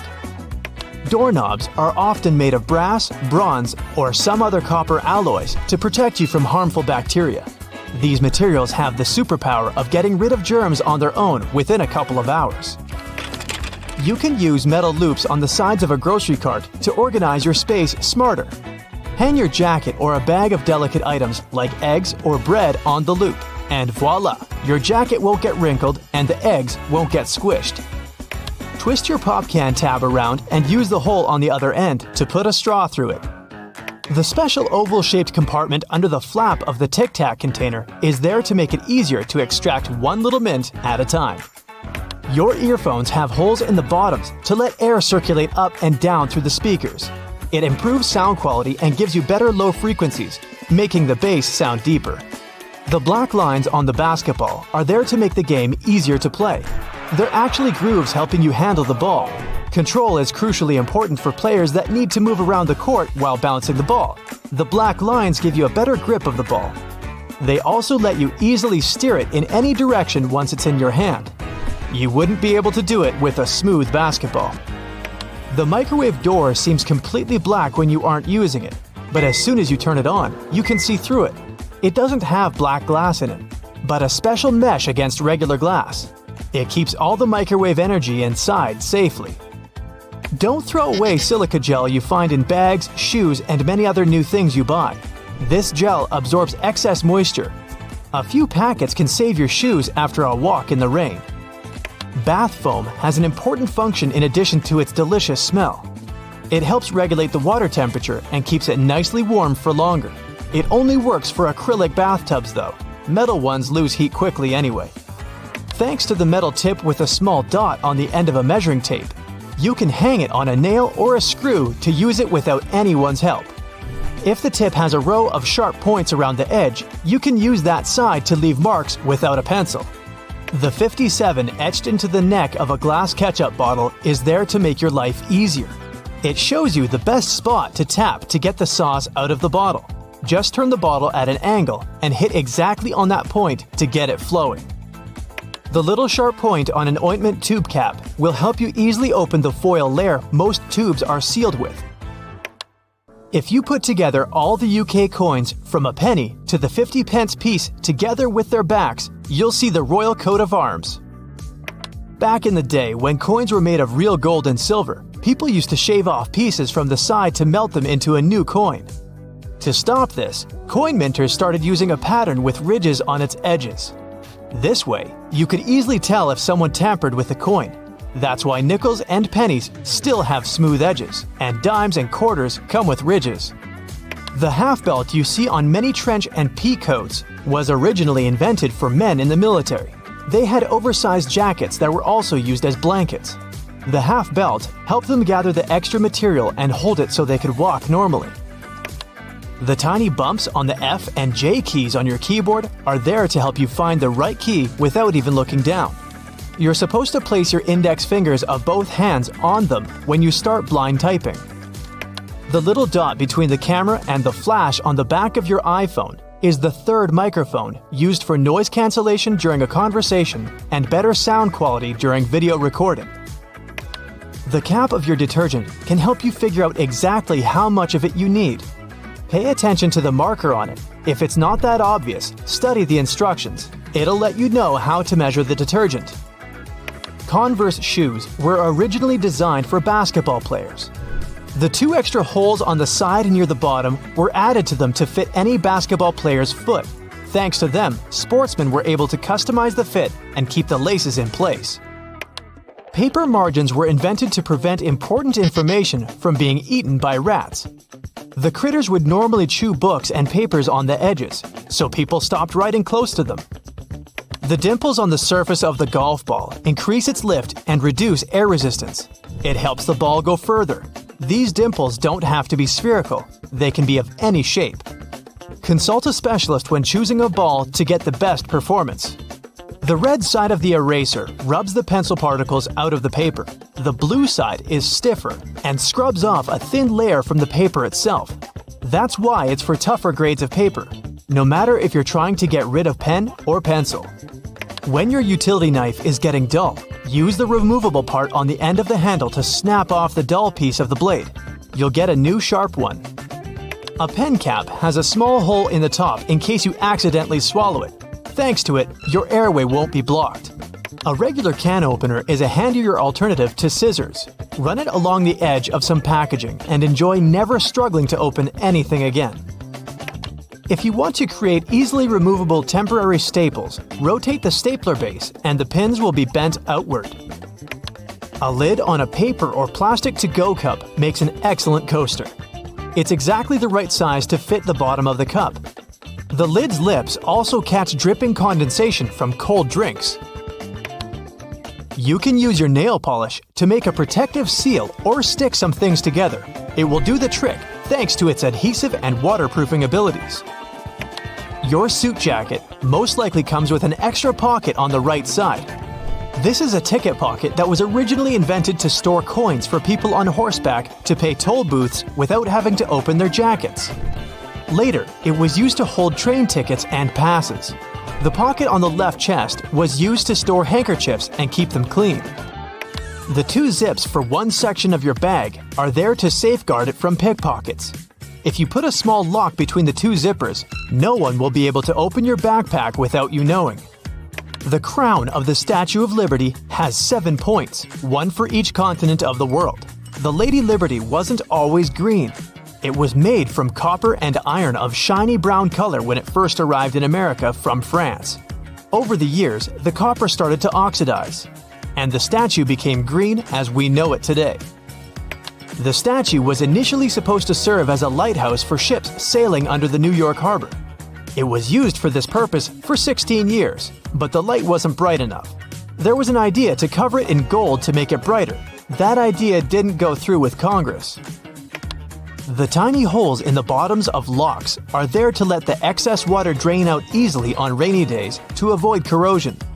It's also the perfect spot to add oil to make it open and close easier. The right way to store peanut butter is upside down. When you keep the jar in this position, the oils don't come up on the surface. They put buttons on the left side of women's garments because it was easier for the right-handed maids to dress them. Even though most people dress themselves these days, the tradition remains. Buttonholes on a shirt are mostly vertical, but the top and sometimes bottom are horizontal. These two slip out more often than other buttons. The horizontal buttonhole is more likely to stop your garment from opening when you least expect it. Tri-colored toothpaste with red for gums, white for whitening teeth, and blue for fresh breath is just a marketing trick.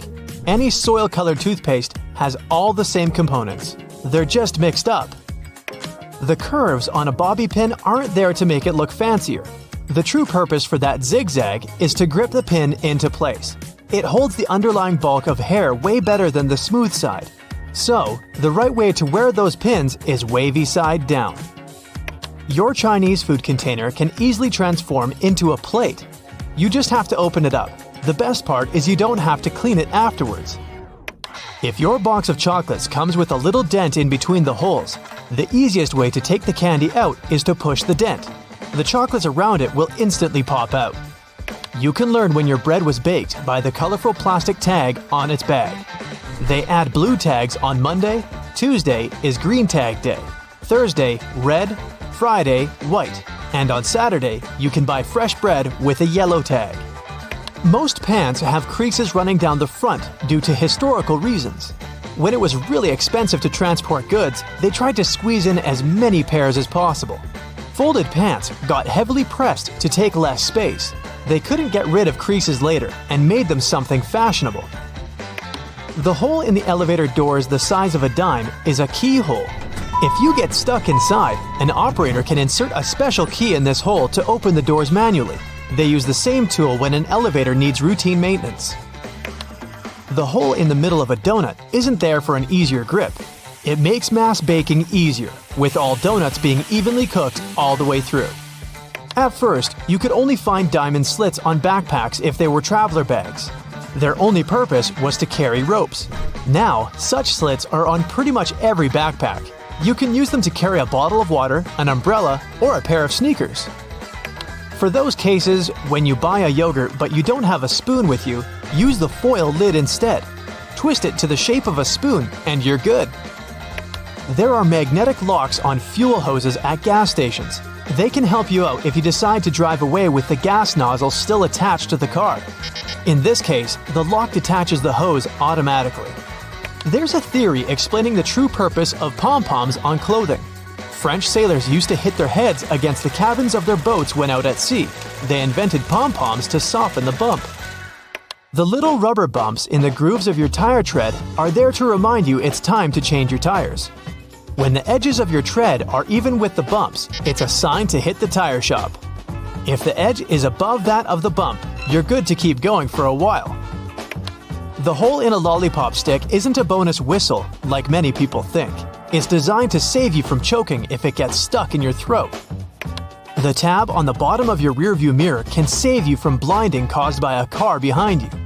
Just push it back when driving at night and pull it forward again during the day. The hole near the rim of your bathroom sink will save you from overflows. Thanks to it, all excess water is redirected into the siphon. It also helps your sink drain faster. The hole gives the air in the siphon somewhere to escape. The black dots on your car windshield are called frits. The black enamel baked during the manufacturing process helps preserve the sealant bonding the glass to the frame. The dots are gradually dissolving from a solid black band into a dot matrix to distribute temperature evenly to lessen optical distortion. The symbols on your cosmetics all have an important meaning. The little open jar icon is the period after opening symbol. It informs you how long the product will stay good after the package is unsealed. The time is usually shown in months, so it's a number and a letter M. The hourglass or egg timer is the best before end of symbol. They put it on products with a lifespan of less than 30 months. The green dot symbol used in Europe is a sign that the manufacturer pays for ecologically responsible recycling of their packaging waste.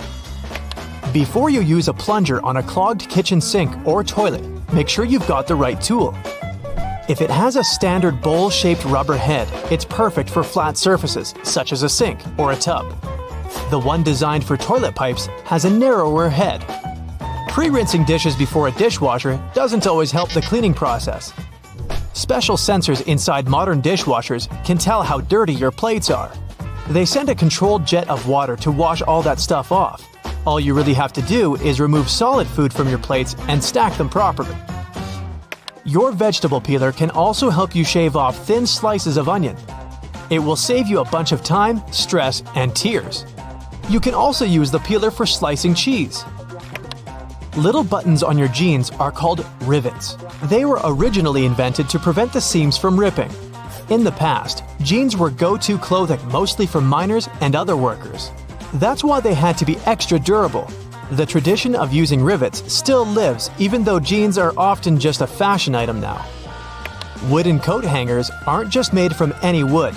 The cedar wood used for their production is known to repel bugs and moths. Plus, it has a refreshing scent and is super durable. These hangers are perfect for heavy clothing that is more likely to get damaged by insects, such as coats and jackets or dresses, especially woolen ones. The tiny hole in the bottom of an airplane window allows airflow through to prevent too much pressure from building in the plane and busting the window as it rises in altitude. It also keeps the windows from fogging up with all the warm breath of the passengers. The extra little pocket on the side of your jeans, also known as the fifth pocket, was designed to keep the pocket watch in it. Gold miners in California in the mid-1800s needed that accessory to keep track of time, and jeans were their go-to clothing. The expensive watch stayed safe and sound in that pocket you can now use to keep anything from folded-up cash to a stick of lip balm. Most child-proof pill bottles have strange lids that are threaded on each side. One of these sides has regular threads and won't lock into place if you screw it on top of the pill bottle. So, if you have trouble removing the cap and don't mind turning it into a normal one, just use the other side of it. The keyboard has inherited its weird non-alphabetical order of letters from the typewriter. Originally, the keys were arranged in alphabetical order, but the typists were so fast the key arms often got cross-wired and stuck. Keyboard manufacturers decided to randomize the order to slow down the typists and keep the machines safe. The deep ridges or threads on audio jacks are made of an insulating material to protect the wires during sound transition. The number of bands shows which end goes where, And if there are 3 bands, 2 of them go per left and right ear, and the third band is for grounding and should be plugged into the stereo or amplifier. A McFlurry spoon comes with a square-shaped hole through the handle. Its purpose is to serve as an attachment to the machine that whisks the ice cream and toppings together. The bar of the machine conveniently slips into the spoon and stirs it like a drill spins a screw. They then give you your dessert with it to do less cleaning. If you see a 4-digit code on a fruit or vegetable sticker, in most cases, it means the producers used pesticides. Organic products will have stickers with 5 digits, and the first one will be 9. Genetically modified products will also have a 5-digit code, but the first number will be 8. The right way to pour milk or juice is from the other side of the carton. This way, the drink won't splash all over the place, and it will be easier for you to control the process. The little legs on your keyboard let you tilt it and see which keys you're hitting. A flat keyboard is way less tiring for your wrists though. You can use an olive spoon to lift olives, cherries, pickled garlic, and other products from liquid-filled jars, cans, or bowls. The hole in the middle is for draining the liquid that gathers in the spoon fast and easily. The grooves on restaurant toothpicks aren't designed to make them look fancier, but to avoid putting them on the table when your plate has been taken. They're made weaker to let you snap them and place the toothpick between